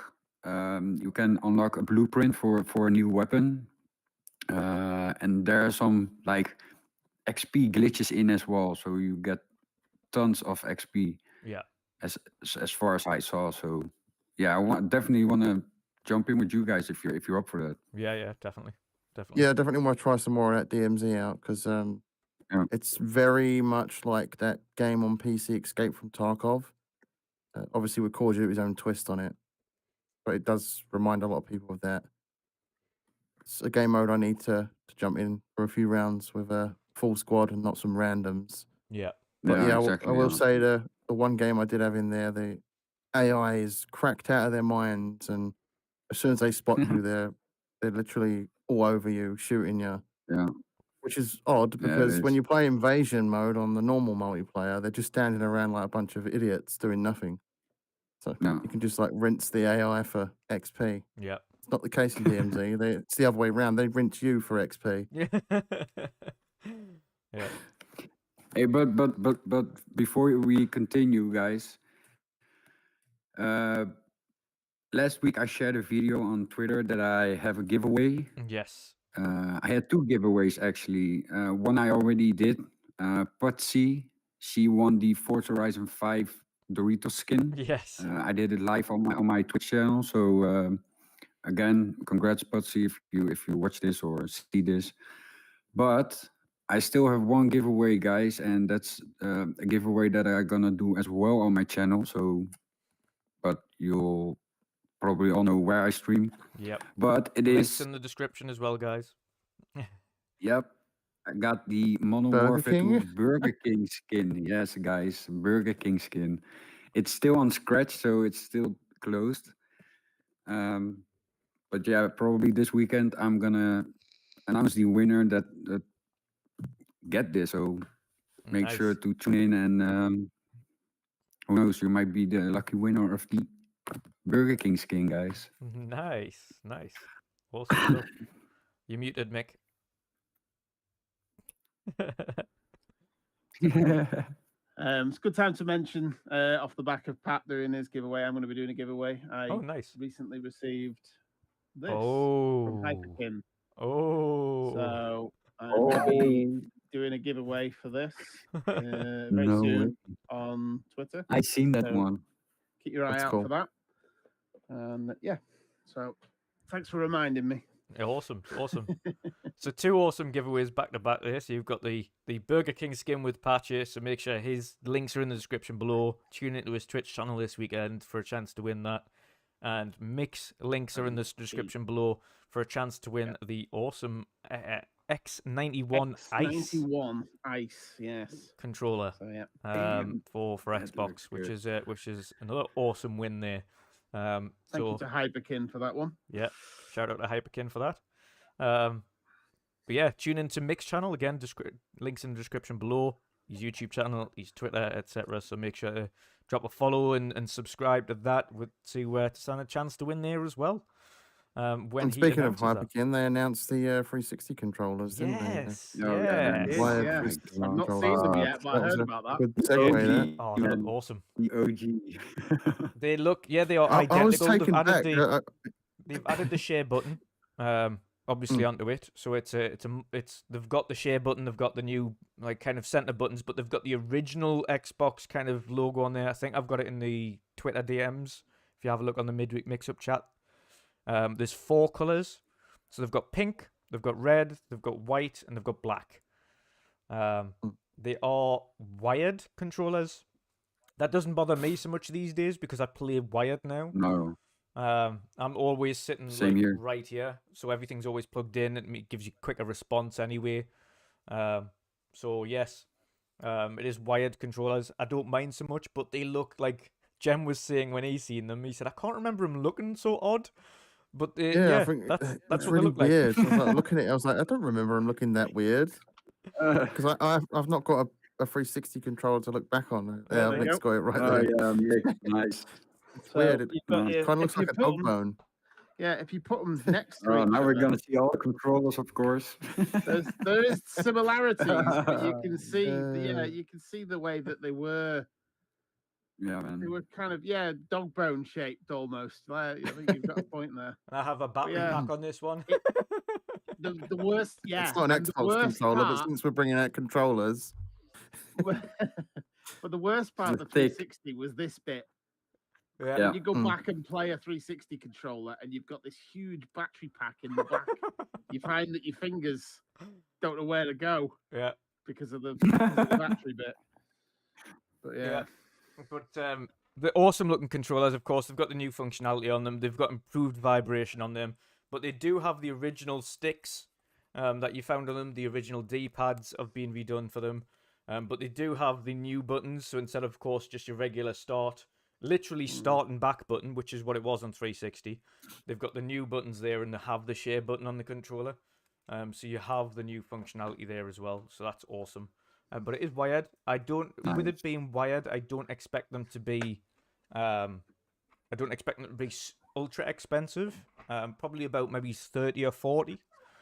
Oh man, yeah. I think they're going to be pretty cheap for controllers. That is these days, 30 or 40.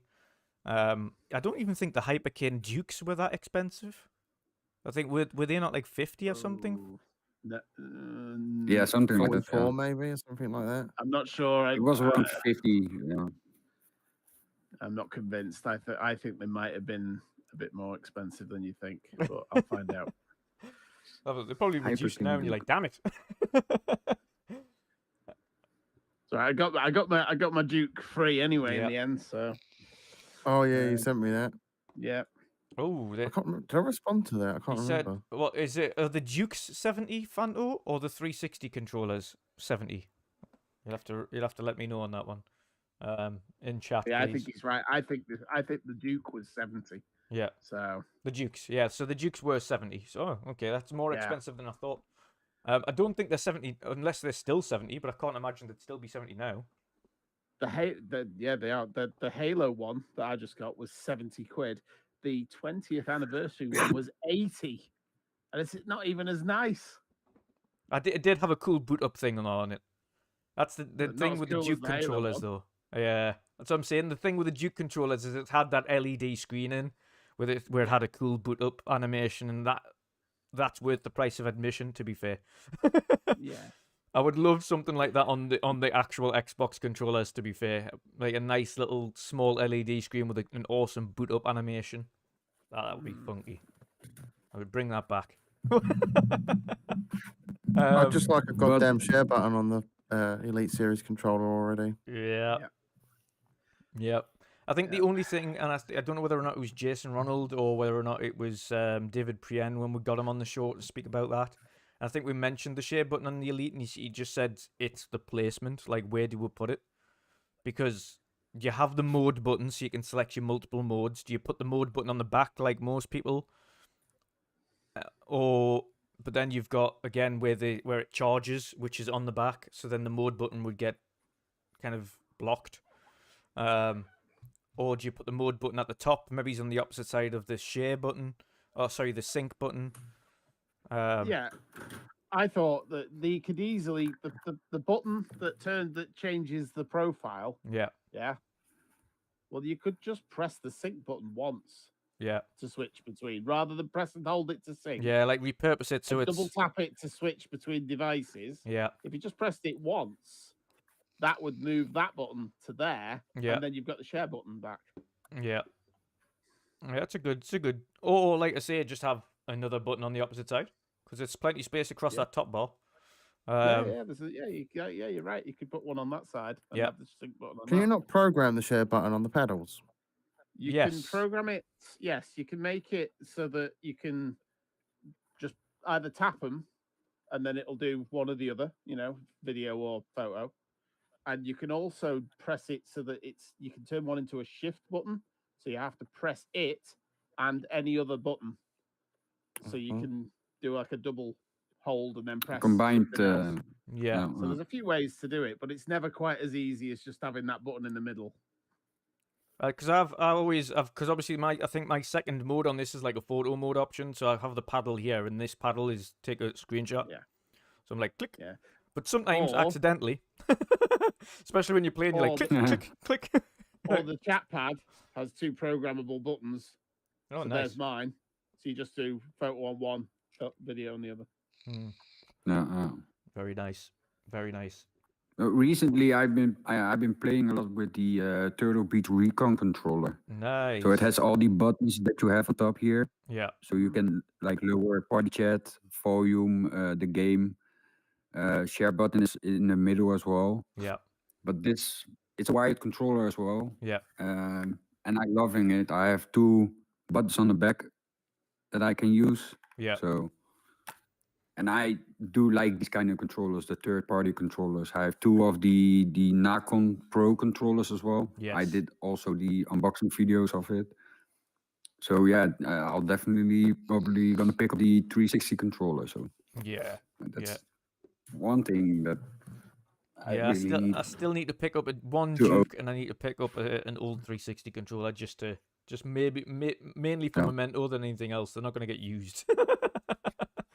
I think I just looked it up, and I think the Duke controller is like €25 here.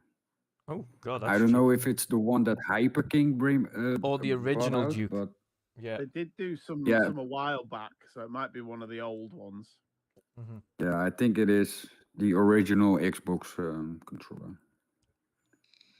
Not the original, like one that came with the OG Xbox, but Hyperkin did do some early Duke remakes. Yeah, it may or may not have had the screen. I think they did have the screen. I just don't think it had the updated animations like you get on the new ones. Yeah, and I think the newer ones have got something else upgraded. Yeah. No. I can't remember what it was, but yeah. Yeah, that's fair. That's fair. Speaking of updates, though, Mick, on our last update discussion tonight, you have had a chance to play the the update for Sea of Thieves Season 8, which included a section of PvP now. Of course, you've got some thoughts on that. I would like to hear your impressions of, because we didn't get a chance to dive into it yesterday, obviously with a few of the issues with the game and etc. But what are your thoughts on having played it, of the update to Sea of Thieves for Season 8? So as a predominantly PvE player, I don't do much PvP. Yeah. If you're the sort of person like that who doesn't do any PvP and has no interest in it, I found that this update was, apart from the season pass, is pretty sparse. There's nothing else to do. You can't even get into those new areas and have a look round just for the sake of it. Yeah. Because you've got to be level 100 in the new factions, and you've either got to be Pirate Legend or level 75 Reaper. Now, I'm both of those, but I'm not level 100 on these new factions, and I'm probably not going to be for some time, if at all. I'm really going to have to try and up my game with the PvP to get into what these new things. faction have you got to get to level 100? So there's Servant of the Flame, which is the people who are fighting for Flameheart. Yeah. And then there's the Guardians of Athena, and that's the Pirate Lords faction. Right. And these are two new factions, and you have to rank them up. Is it just by ship battling, or just by just by going into these either hunting or what they call there's a hunting mode, which is where you basically submerge into the water, and it while you're underneath. It's really cool, but while you're under the water, it finds you another server, and then you come out in front of them, right? And then the battle starts. Very cool. I'll get into the actual battle in a minute, but the premise of it and the way it works is fantastic. It really is. They've really put some great work into it. Absolutely stunning job. Can't fault it.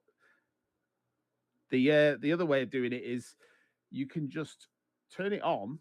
So there's a dial that's on your table, and you either choose your faction, so Reapers or Guardians, and then you turn it on, and it basically waits for someone to come to you. And then they come out of the water in front of you, you fight, the winner stays in the server, the loser gets kicked out, so you don't get the griefing.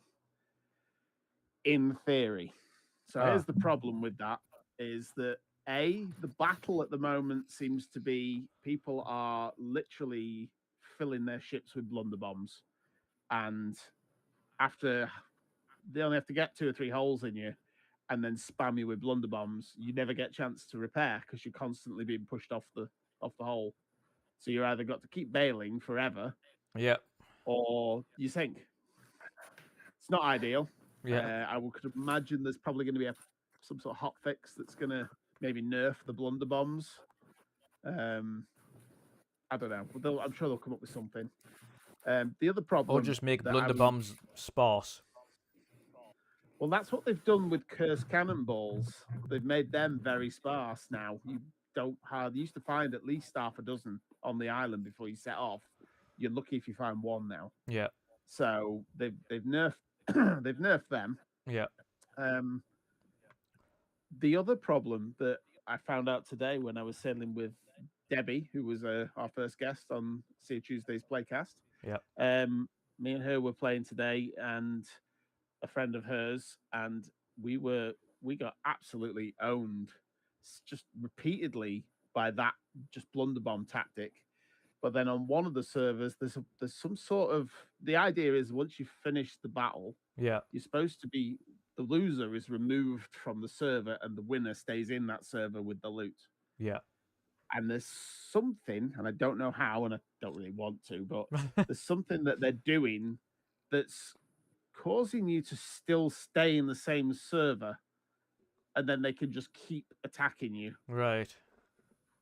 But I don't know whether the people that are doing that realize, though, that half the time we can't even get back to the ship because there's no mermaid. Right. So I'm not entirely sure what the benefit is. Maybe it stops more people coming in because your ship is still there. Yeah.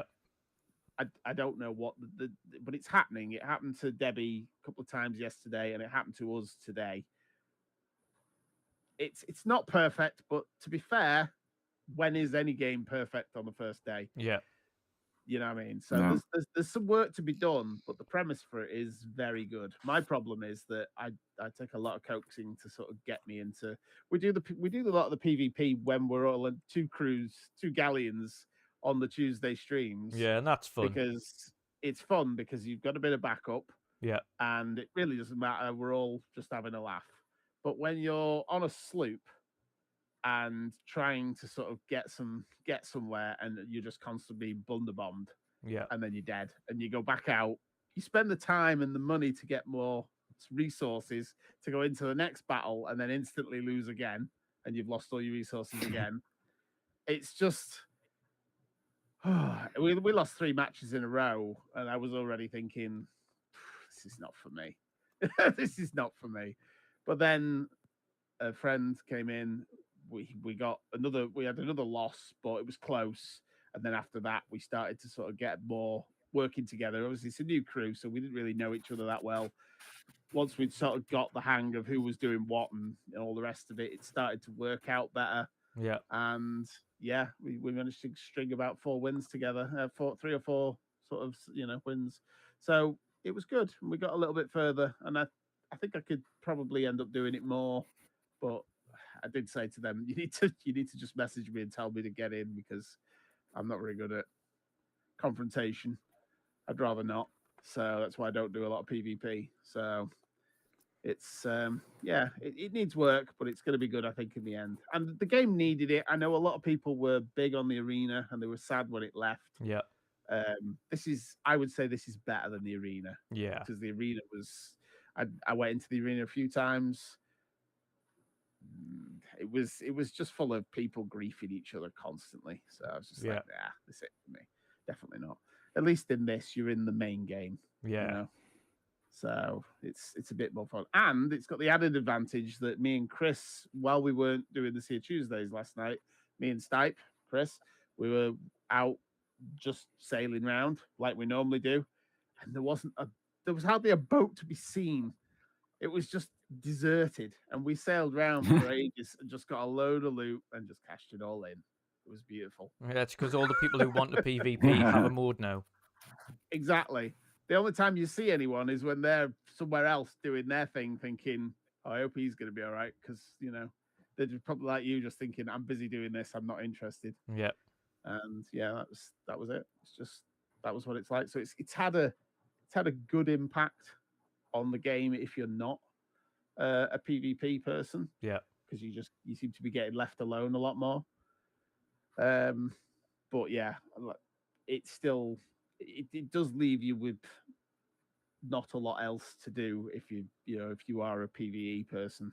Yeah, that's fair enough. They haven't put any. This is not an update for PvE players, so I get it. It's fine. Okay, that's fair. That's fair. And no doubt we will see the next adventure edition and everything like that shortly soon. I think that's 3 weeks away, something like that. Yeah. It's usually about 3 or 4 weeks between each one. Yeah, sweet. Awesome stuff. The last 2 final small topics for this evening are some awesome updates for both Pokemon, Call of Duty, and God of War. These are smaller updates, so we obviously spoke about Call of Duty this evening. But with the release of Warzone 2, and you see the little title on the below of us, they had 25 million players playing within the first 5 days on Warzone 2. That is astronomical. That is numbers only Call of Duty could do. Put it that way. That is insane numbers. 25 million in 5 days. Wow.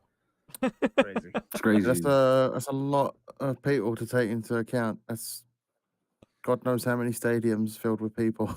Yeah. Yeah. That's like the whole of insane. the whole of the Sea of Thieves fan base in one weekend. Yeah. Or whatever it was. In 5 days, yeah. That's insane. It's mental. Yeah. Insane.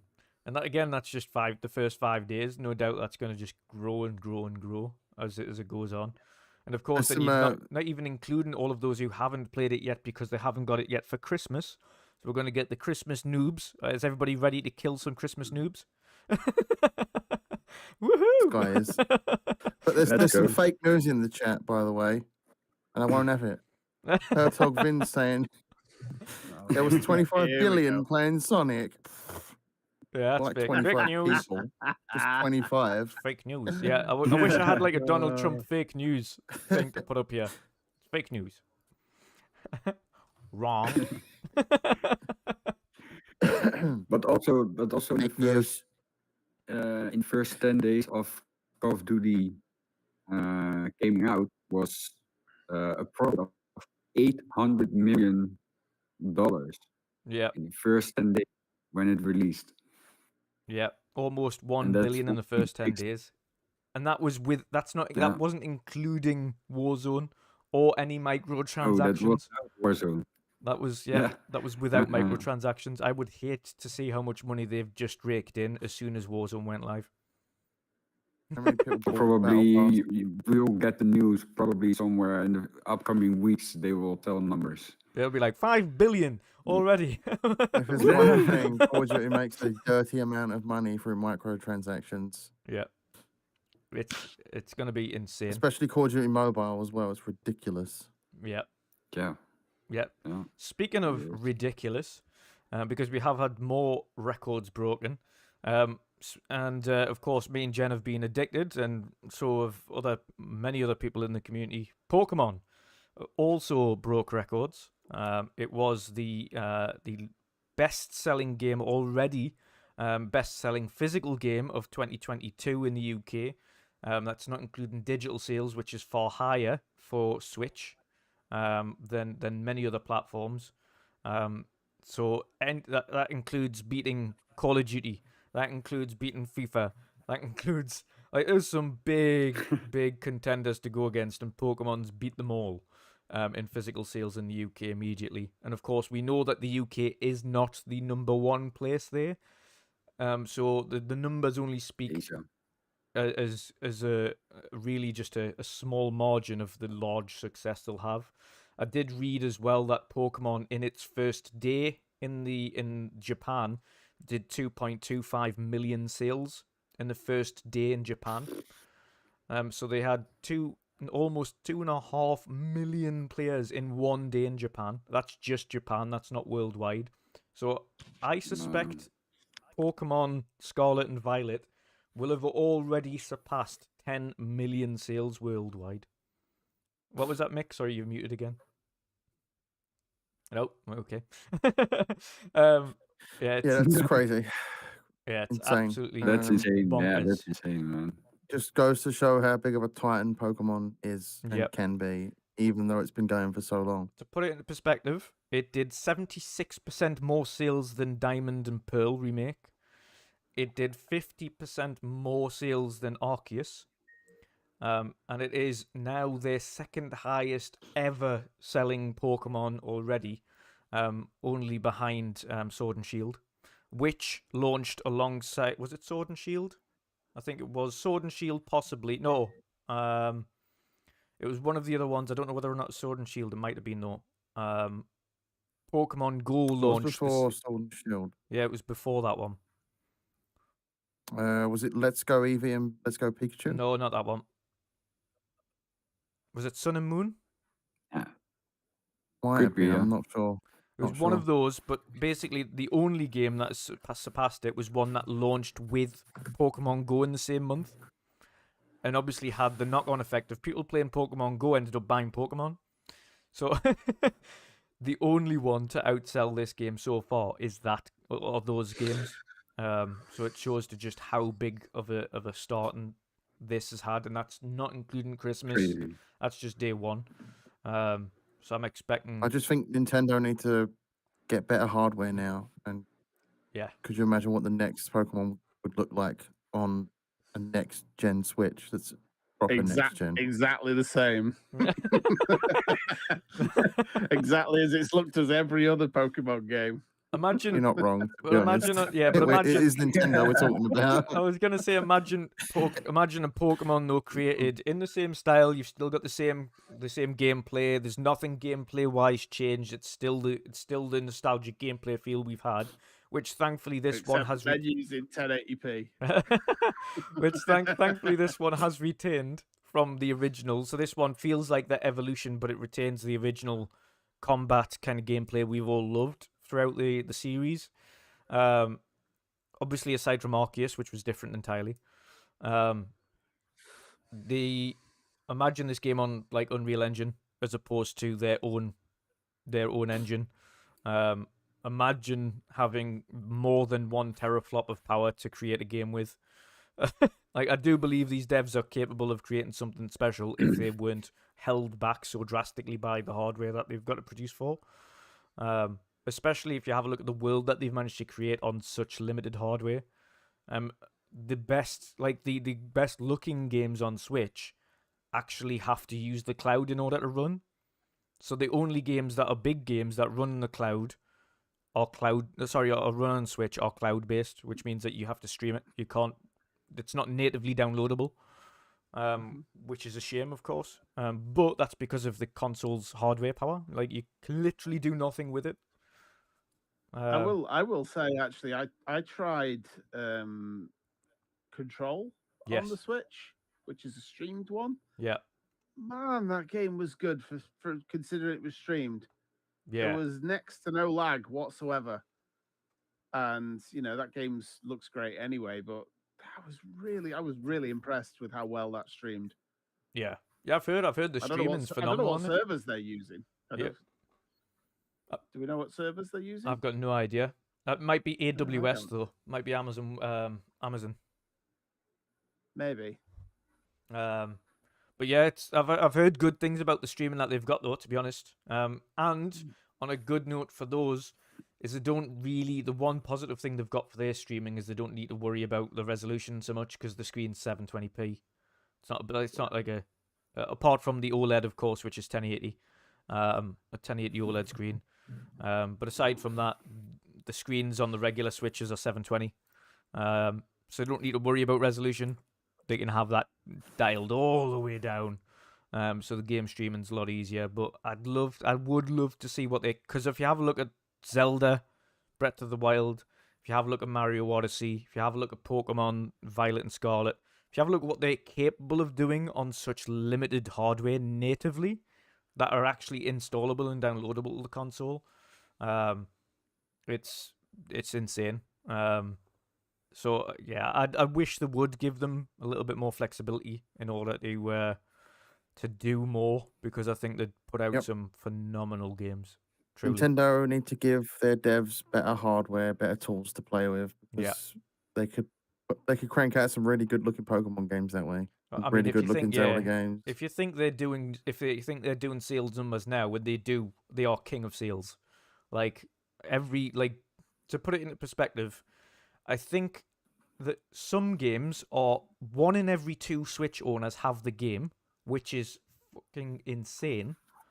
Like the likes of Mario Kart, for instance, is almost 1 in every 2 people that have a Switch have Mario Kart, and there is 120 million people have a Switch. Like that's 60 million people have that game. Like, that is bonkers. That is like, there is no other, like, PlayStation have nowhere near that attach rate. Xbox have miles off that. You're talking, they're lucky if it's like 5% attach rate for the games for Xbox and PlayStation. Like, it's barely scratching the surface. Nintendo are almost 50% attach rate for most of their exclusives. That's crazy. Like, it is bonkers, and even the shit ones do 20 million. Terrible games sell millions. So imagine what they could do if they actually had the capabilities to create games that looked tremendous and played tremendous. It's just bonkers. So hats off for Pokemon for also smashing those numbers. It is the right. I think everyone who's played it agrees. Personally, it's definitely the best story I've played in a Pokemon that they've had, and the story only continues. So unlike in previous ones, it's just battle the gym, take down Team Rocket, and then do the Elite Four, and that's it. On this one, you've got the regular gym kind of thing that you do, but then you've got star battles, which is Team Star, and it's not like Team Rocket. It's a bit different. And you go around doing that, and they actually become allies later on because of what you've done. And then later on, you also got something called these Titan quests that you've got to go on, and these huge, massive kind of ancient Pokemon that have been drastically changed into huge forms that you need to battle. And by doing that, it also improves the legendary Pokemon that you get at the beginning of the game, so it heals him, and you get new abilities for him as you go through. So, and there's a nice little story that goes along with that. So there's like 3 stories there, but they're all connected to the main quest. And then at the end of the game, when you think you're all finished and you've beat the Elite Four, there's then the actual end of the game, which is in an area called Area 0. And that actually tails up and finishes all of it together at the same time. And that is then the end game. So technically you've got like 3 main storylines, and it finishes all of it off with a one final story section. This is like the most story Pokemon's ever had in it, and it's really done well. And following fully agree with that. You've then got Endgame, which adds even more to it. The end game is just bonkers. It's like, okay, we've opened the gyms back up, but everyone's increased, and now your job is to go and test them and make sure that they're good enough to stay as gym leaders. And then when you get to the Elite Four, all of those people are actually people that are from your school, and the tournament is now who's the best in your school. Between teachers and students, as opposed to just the Elite Four. So then you've got that added thing. And then you've got the ancients you can go and collect then, the ancient Pokemons, which only become available after the game's finished. So then you've got other quests to go and do there. So it just keeps getting bigger and bigger and bigger. And like, Oh, nice. Yep. And to top it all off, you can do it all in 4-player co-op. yes, you can. 4-player, the first time ever in a Pokemon, you can play that game fully co-op from start to finish.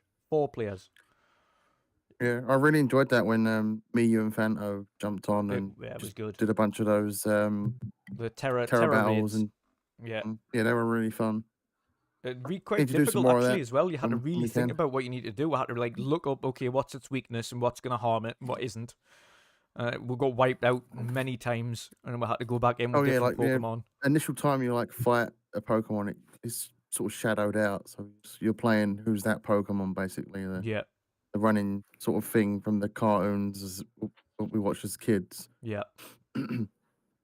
Yeah, it's a lot of fun playing the guessing game of which Pokemon you need to take in with you. And yeah, if you get your ass handed to you, then you go and pick the one that's actually going to get the job done. yeah, If it's the right level.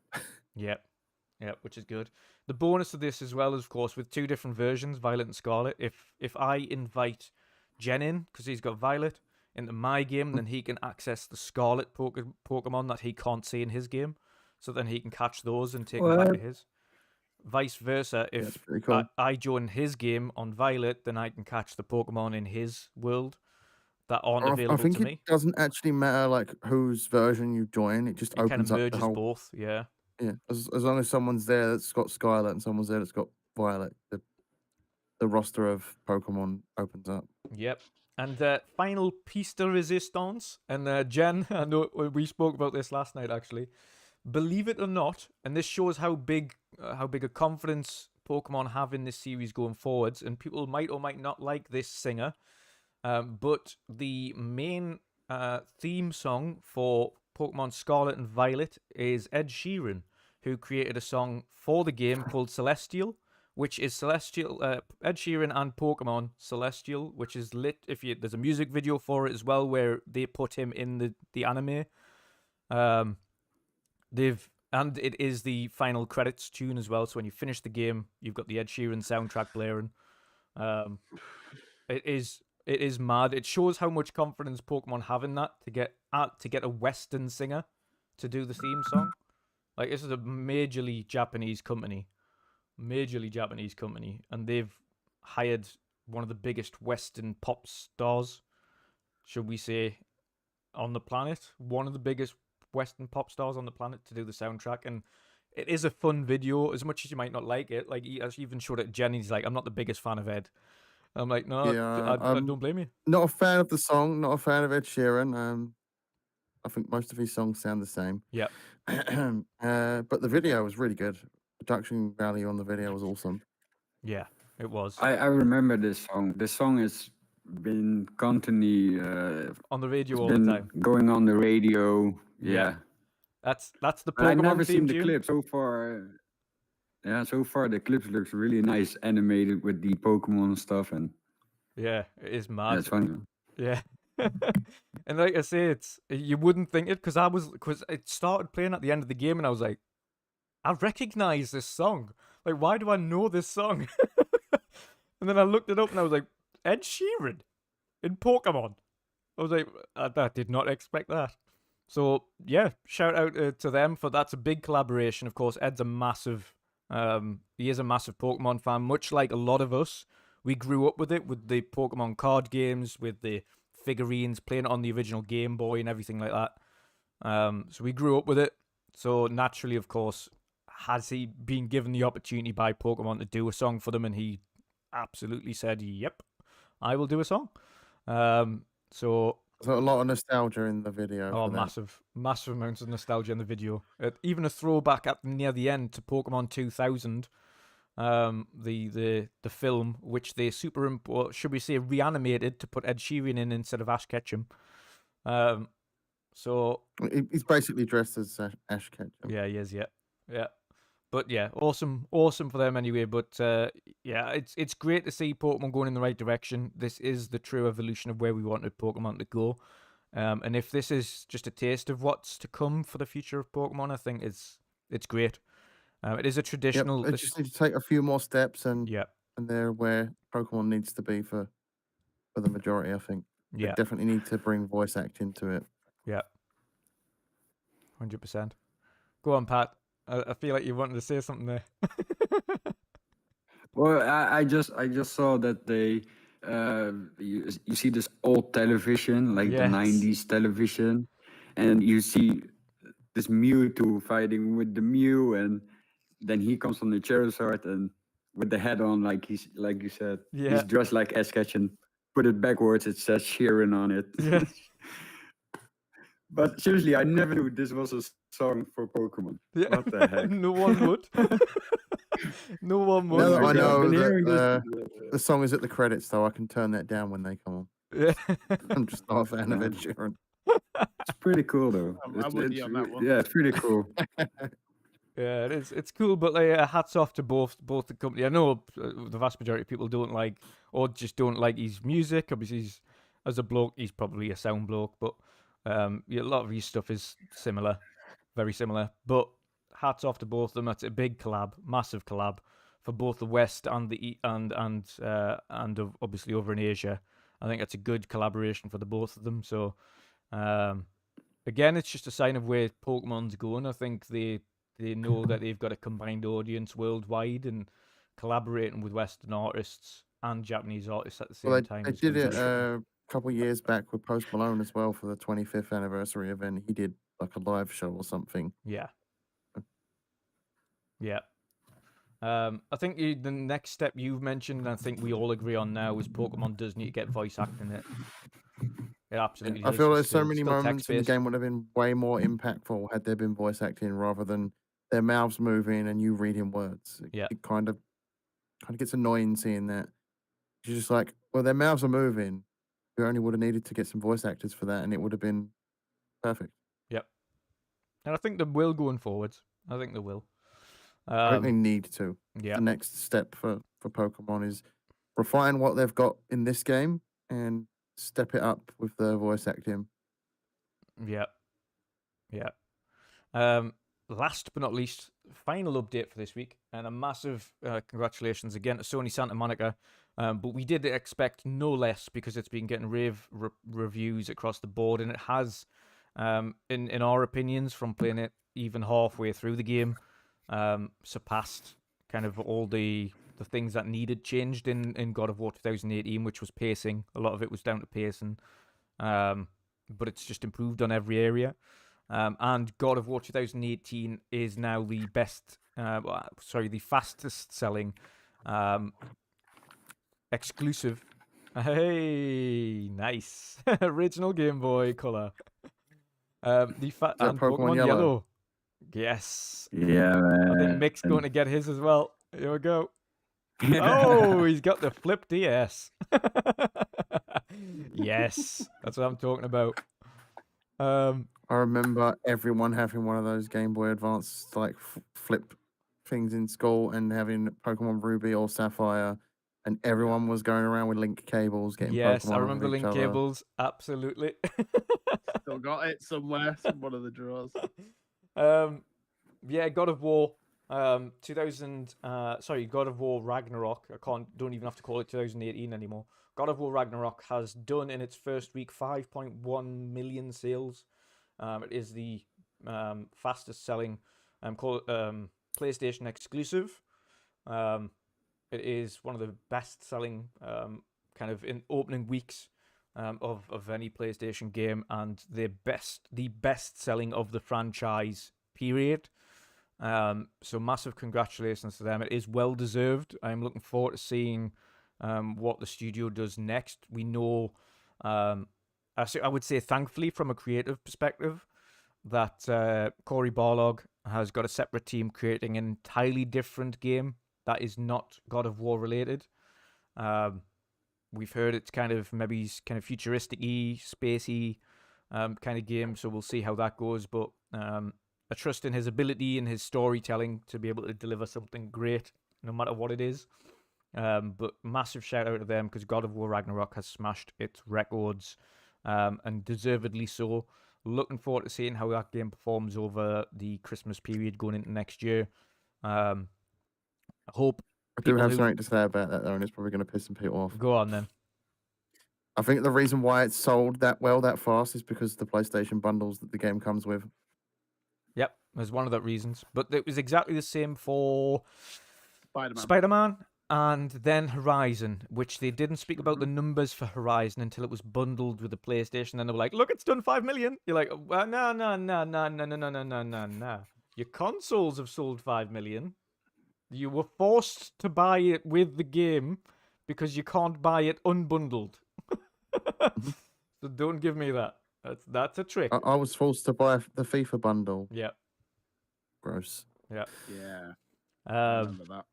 But yeah, Even I it's bought that. yeah. But yeah, to be honest, deservedly so. On this instance, like with Horizon, the reason the sales were so dramatically low wasn't just because of the game. Unfortunately, released the same time as one of the best performing and best loved games of the year, which was Elden Ring. It didn't stand a chance. Elden Ring took the world by storm, deservedly so, and it got outshined. But God of War does deserve that shine, because from what we've played of it so far, like I say, I'm probably over the halfway mark now. Jen's a good chunk into it now. Maybe it's about 20 hours ish. It's better in every way than 2018, and that was my game of the year at that point. It is. I can't wait to get back to it tomorrow. Game. And I'm looking forward to more people jumping into it and being able to play it. And Pat, even if you eventually get a PlayStation 4 Pro to play it cheap, I'd recommend it, because everyone who's watched my stream, that's a PS4 Pro, that's not PlayStation 5. It looks tremendous, it performs tremendous. Seeing that, like, people aren't going to have issues. It doesn't sound like a jet's taken off on it either. They've really, really nailed the optimization. So unlike Horizon Forbidden West, which sounded like the entire roof was lifting off the house and I couldn't hear myself think, God of War's pretty super quiet. I can actually listen. I can listen through the speakers, these little speakers I've got for my monitor here. I can listen through that quietly whilst I'm streaming and hear everything. So there's a bonus. So yeah, it performs great, looks great, plays great. I would say definitely don't worry about not having a PlayStation 5 to get the game. You're gonna have an awesome time with it on PlayStation 4 or 4 Pro. It's just great. Yeah. Yeah, so get yourself a PS4 Pro for Christmas and Horizon Forbidden West if you're struggling to heat your home. Just gather around the PlayStation 4 Pro. Yeah, you don't even need to gather around. It'll the just living heat room. it in milliseconds. The entire house will be on fire. You can also cook your marshmallows as well and have some s'mores. Just S'mores. with that, I will recommend man. some earbuds. Just you will go deaf, but It will sound like a Apache helicopter taking off in your back garden. You probably have some turbulence as well. yeah, a little bit of turbulence. Yeah, that's right. Yeah, exactly. You can just It might get a start bit that up blustery. and fire that up, and then play some flight sim for the realism. Yeah, exactly. Yeah, Turbulence, Good point. definitely. jet engine Good noise. point. Yeah, jet engine noises, and then you've got the turbulence, you've got the wind from the fan. Yeah, you've got it all. You're all sorted. You're all good. Yeah. It'll feel stuffy in the room because it's that warm. So you feel like you're on a plane for hours. Oh dear me. Tony Akami says.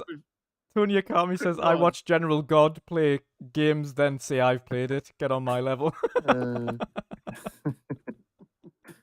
Tony's a funny one, he is. And of course, Vinny says, "I'm not watching Spoiler Man." Don't worry, Vinny. You don't have to. I know, being a PlayStation 5 owner, you will play the game. You need to finish God of War 2018 first. But Yeah, put that terrible Sonic game in the bin. And yeah, stop get a playing real, Sonic and a real get gamer's a real game. Oh dear me. Oh no. But I did touch on. I just wanted to touch on Halo as well. By the way, Yes. Me and Chris have gone back to playing Halo co-op. how is the co-op? and Really good. Yeah. Really good. No connection issues or anything. Nothing like that. All has been well, and got the added advantage of running through with the bandana skull on. So we are just running through, hammering and rocketing and sniping our way through everything. Nice. Nice. So it makes it a Great ton fun. easier. It's a ton easier and so much fun. Some of the stuff you can do in with the two of you, it should have been there day one. Should have been there. I day still one. haven't reinstalled it, and I'm still not that bothered to. It's Don't not on worry top about of my it, list. There's it's a lot to fine. play, but I will get to Yeah, it. there's a lot to play. I will get to it because I do want to do a run through with somebody on co-op. It will be fun. I did enjoy the campaign. It's just not top. I wasn't unlike Mick and Chris and a few others who were literally. Well, of course, I know Mick. I think you played it anyway, but I know there was a completed few it, that but Chris literally didn't. waited for it. Yeah. And I can understand them Yeah. going, thank God for that. Now I can play the game. So I hope they enjoyed the campaign as much as I did when they do get to the end of it. I hope they enjoyed the story of it. I thought the story was great. I loved the campaign, to be honest. I loved certain sections near the end when you're going through the fort and you've got to kind of battle these waves of enemies. And it's like a challenge, and they get progressively harder as you go through. No problem with infinite rockets. Yeah. So I've seen some cunning techniques to take care of that invisible one though, where you place down loads of them infinite things on the floor. Infinite rockets and grenades. Other than that, there was a guy and he was placing tons of these things on the floor, and as soon as he got near him, he just blew them up, and that was it. And it just killed him in one. It didn't even take all. It just went boop, bump, and he was like, "There we go, done." And that was it, level over. I was like, "Oh god, that's so much quicker." I got annihilated. Yep. Oh dear me. But Vin's last comment there. Let's have a look. What's he saying here? I'm going to read it. Want me to send a review video for your channel? We'll get millions of thumbs up. General C, that's for you. Oh, is he asking me to review Sonic, basically? I think he said that you want him to review it and put it on your channel. Yeah, if he wants. There you go, Vin. There you go. Your offer has been accepted. Create your review video. Make sure to have subtitles. Yeah. Make sure to have subtitles. Then. Oh dear me. But awesome show this evening, chaps. Great to have you back, Pat. Missed you, of course, on the show, but it's awesome to have you back. Hello to Bailey Making Rent. You've just caught the end of it. I hope, or if you've been here all along, thank you. If not, I hope you'll enjoy it when you listen back. But massive shout out to everybody in chat this evening. It's been a blast, a good fun. Thank you for tuning in. Please make sure, if you did enjoy the show, of course, as always, please like, share, and subscribe. It does help a lot. But I want to get it to the outros first and foremost. We'll start with returning panel member, of course, Patcher.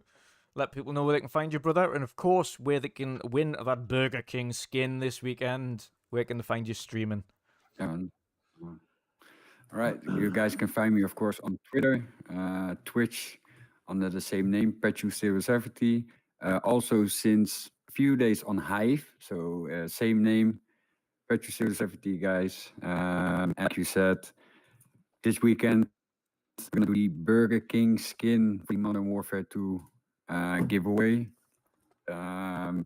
If it's not being on Twitch, then probably I'll put out a tweet, and in the upcoming hours, then I'll pick a winner for those that retweet, like, or whatever you want. Then probably I'll pick a winner by that way. If Twitch is not gonna happen, but yeah, make sure to drop in the live stream, guys. And who knows, you might be the winner, man. So look forward to that. Awesome stuff.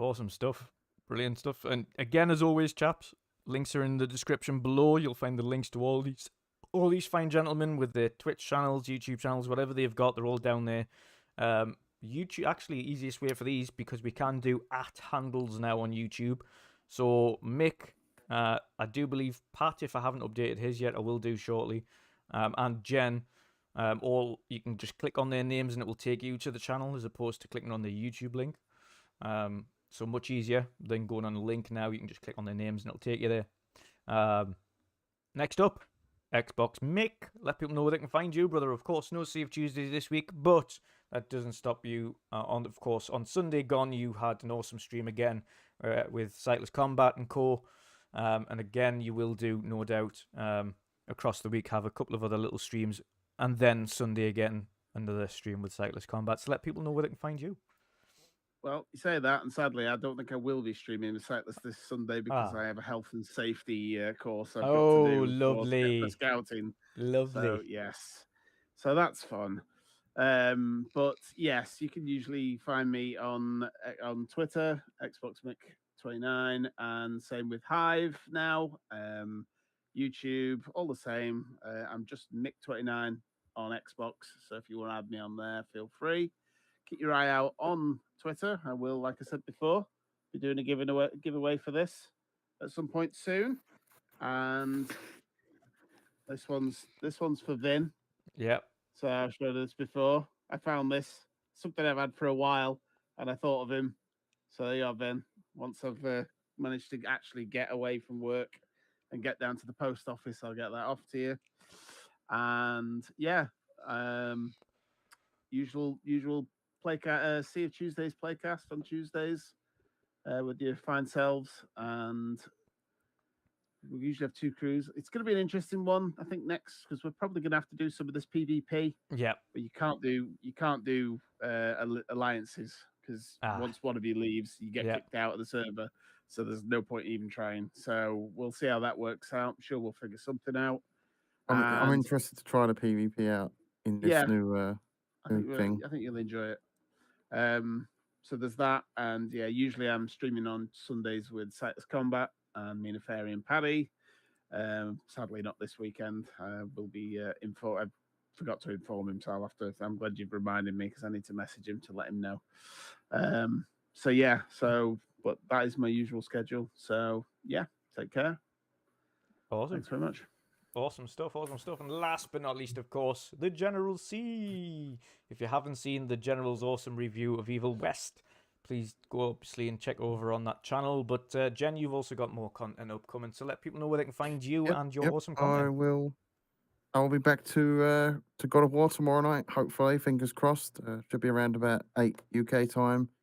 You can find me on Twitter, _General_C. On YouTube, it's just the General C, and on Hive, it's just the General C as well. But I'm going to go and play some Pokemon Yes. because I need to catch up. So yeah, that's going to be the rest of my night. Already booted up. Yep, I'm ready to go. Ready to get out of here and go and beat this final gym as well as the final Team Star members. But yeah, I'm looking forward to. Yeah. I'm looking forward to finally getting back to God of War after like it being almost a week of not playing it. So. Yeah. It's one of the good thing about God of War, I will say, is it's thankfully it's very easy to just pick up. It's not like you've got loads of things you need to remember again. It's just really easy to pick up and just pick up where you left off, and it's nice and it's just simple to play. It's not overly complex. It's nice and easy. I'm looking forward to it. It's not The Witcher. Yeah, it's not The Witcher where you just completely forget every mechanic known to man. Yep. Because there's like 400 of them. But you're like, how do I craft? How do I make a potion? What am I doing? Where am I going? Who am I speaking to? It took me ages when I went back to it to realize that you have to meditate to get your health back and all your potions. Yeah. Yeah, absolutely. Absolutely. And shout out to Bailey Making Rent as well. He was the first chap that I saw, along with his awesome crew as well, that did the co-op live stream of it. So he showed kind of how co-op worked in Pokemon and things like that. And they do an awesome job as well. They are streaming pretty much every day, different creators on the same channel. So make sure you click onto Bailey Making Rent as well on there. The awesome crew. Lots of different content, loads of different games getting played at the same time, but all different creators streaming on the channel. So there's always fresh voices, fresh fun to be had. Super cool dudes, very welcoming community as well. So make sure to tune into them. Awesome bunch. And Bailey is playing Hunt Showdown tonight, Jen. So you'll be having fun there. I wish I could join you, but I've got Pokemon to play. And yes, Vin, Yeah, if you click onto Bailey Making Rent's name, that is the channel. So yeah, jump onto it. You'll have fun with them. They're guys. guys. Actually, saying that, if you want to see if you want to see the Pokemon song resang in Spanish, as well as in English by Bailey Making Rent and his crew, live performance. They did that on the intro of their first Pokemon stream when it released. So shout out. Cool. Was, what are you streaming? What are you streaming at the moment, Dutch? Yeah, I'm continuing with God of War, no doubt. Continuing with that. Other than that, obviously, you will find me on the Sea of Tuesdays playcast. I did actually quite miss that yesterday. Obviously, I know we didn't do it, but I was like, It felt weird. Yeah. Like, no one's streaming it, at least, because I'm usually like, if I'm not there, I'm usually like, I've got the stream up. Yeah. Yeah. Perrin was streaming, I think. Yeah. It was weird. Modern Warfare. It was weird, but yeah, it's I'll be doing those. I don't know what else I'll be streaming other than that. After God of War, to be honest, it depends. It depends what comes out, but we'll see. I've said at some point I am going to do a kind of a Pokemon stream with Jen, or playing some co-op, or even when everyone's finished the game, do some battles on stream and just have a laugh that way. There's going to be a few things I think coming up, but my main focus in the coming weeks will be figuring out content or games we're going to be playing across the charity drive, because I want to make sure that's fun for everybody involved, seeing what games we can play with the community, things like that. So that's where it's my a whole focus week will be. thing, right? Yeah, full week from the 12th until the 18th, of course. Me and Jen on the 17th and 18th, I'll be doing the 24-hour. Woo! So I'll be stocking up on many drinks and snacks and things like that for that stream. I've got my energy drink sorted. Yes. Before we go, yes, I just have one little thing I'd like to do on a personal note. Yesterday was mine and my wife's 20 years together. Not wedding anniversary. Yeah. That's 12 years. But we celebrated 20 years together yesterday. Boom. So that's congrats. awesome, she won't be watching this, but she might be able to hear me. Maybe. Yeah. But she puts up a lot with me and the whole gaming thing. Yeah. So thank you for that. Congratulations, mate. And Congratulations, yeah, thank you, man. guys. Congrats. Awesome. Congrats. And congrats from the community as well. Cheers, guys. Yes. Yeah. Awesome end of the show. Yeah. We'll be deciding with Mick, with Jen, with Pat what games they'll be playing on streams and things throughout the week. Of course, Pat is raising for Villa Yop, which is children with neuroblastoma, and of course looking to help solve that problem and obviously kind of try and cure that horrible little disease there for children. And for ourselves, we are raising for Special Effect, which of course is again another children's charity. It's helping those children with disabilities, both in and out of hospital, be able to play games. And obviously feel a little bit normal and being able to play games with their friends on consoles, through interactivities, through peripherals, like we know the accessibility controller with Xbox and things like that. So we're raising money for Special Effects. So 2 children's charities this year. Really looking forward to working with both those charities and raising money for them. Massive, decent amounts to raise. We've got 1,500 to raise for Special Effect, and 700 to raise for I think it's 500 or 700. I can't remember which one. I think it might be 700 because it was 500 last year for you. So we increased it. We're gonna go more. We're gonna do better. Big goals. 700 for Villa Yop. So 2 great causes. I'm looking forward to getting those smashed out. And of course, we have a full week of content. So 12th till the 16th is every different streamer. So we'll have Patcher, we'll have Mick, we'll have Jem, we'll have Pluck, we'll have Stuff Sean. Everybody's going to be creating content and having fun streaming. I've got a game in mind for what I'm going to play. Oh, nice. I need to go back to Hunt Showdown, so I think yes, a hefty stream of Hunt Showdown will be good for that, I think. Definitely. And of course, we know the 24-hour stream is kind of involving anybody who wants to play. So there's going to be a few community games. Thankfully, because it's 24 hours, we kind of cover Europe, UK, America, Canada, Australia. Every time zone's covered in that period, so everyone gets a chance to jump in and play something with us. So it's going to be awesome. And of course, make sure, of course, close at the time, I will be putting all of the scheduled things up. So even if I'm not streaming, personally, what I will be doing is anybody who's streaming on other channels, they will be co-hosted onto the main midweek mix-up channel as well. So their stream will be restreamed through us. So everything is in one place. And of course, the links for those specific streams will be in the descriptions for each one of them. It's mainly so everybody's stream has a fair shout of being involved in the main charity as well overall, and the main kind of viewpoint. So yeah, shout out to everybody, all of the Midweek Mix-Up collective and community that are getting involved in streaming for that week. It's going to be an awesome time. Thanks to all of them as well for getting involved and giving up their time to do that. But awesome causes, and no doubt we are proud to raise for them as well this year again. And let's hope we smash our goals. We smashed it last year. We did 1,800 across both last year. So let's smash that and do almost 2,500 this year. Let's do it. It's awesome. I can't wait for that. Looking forward to it. Same. Other than that, chaps, we're getting close to that big 100. We show are. as well. We are. And the good news is a one-off because of course they can't usually join because of work these days. But the full gang is getting back together for episode 100. Awesome. We're getting the band togetger. Yeah. The full gang is getting back together, so we'll have everybody on. We'll have Sham, we'll have Pat, Erwin, Pluck can join as well. Fuck it, why not?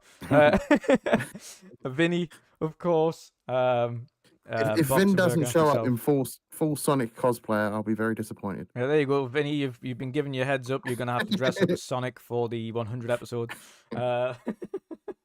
Blue spiky hair. Yeah, blue Mohican. It's gonna be awesome. But yeah, a couple of weeks time. That is, I do believe, on the 14th.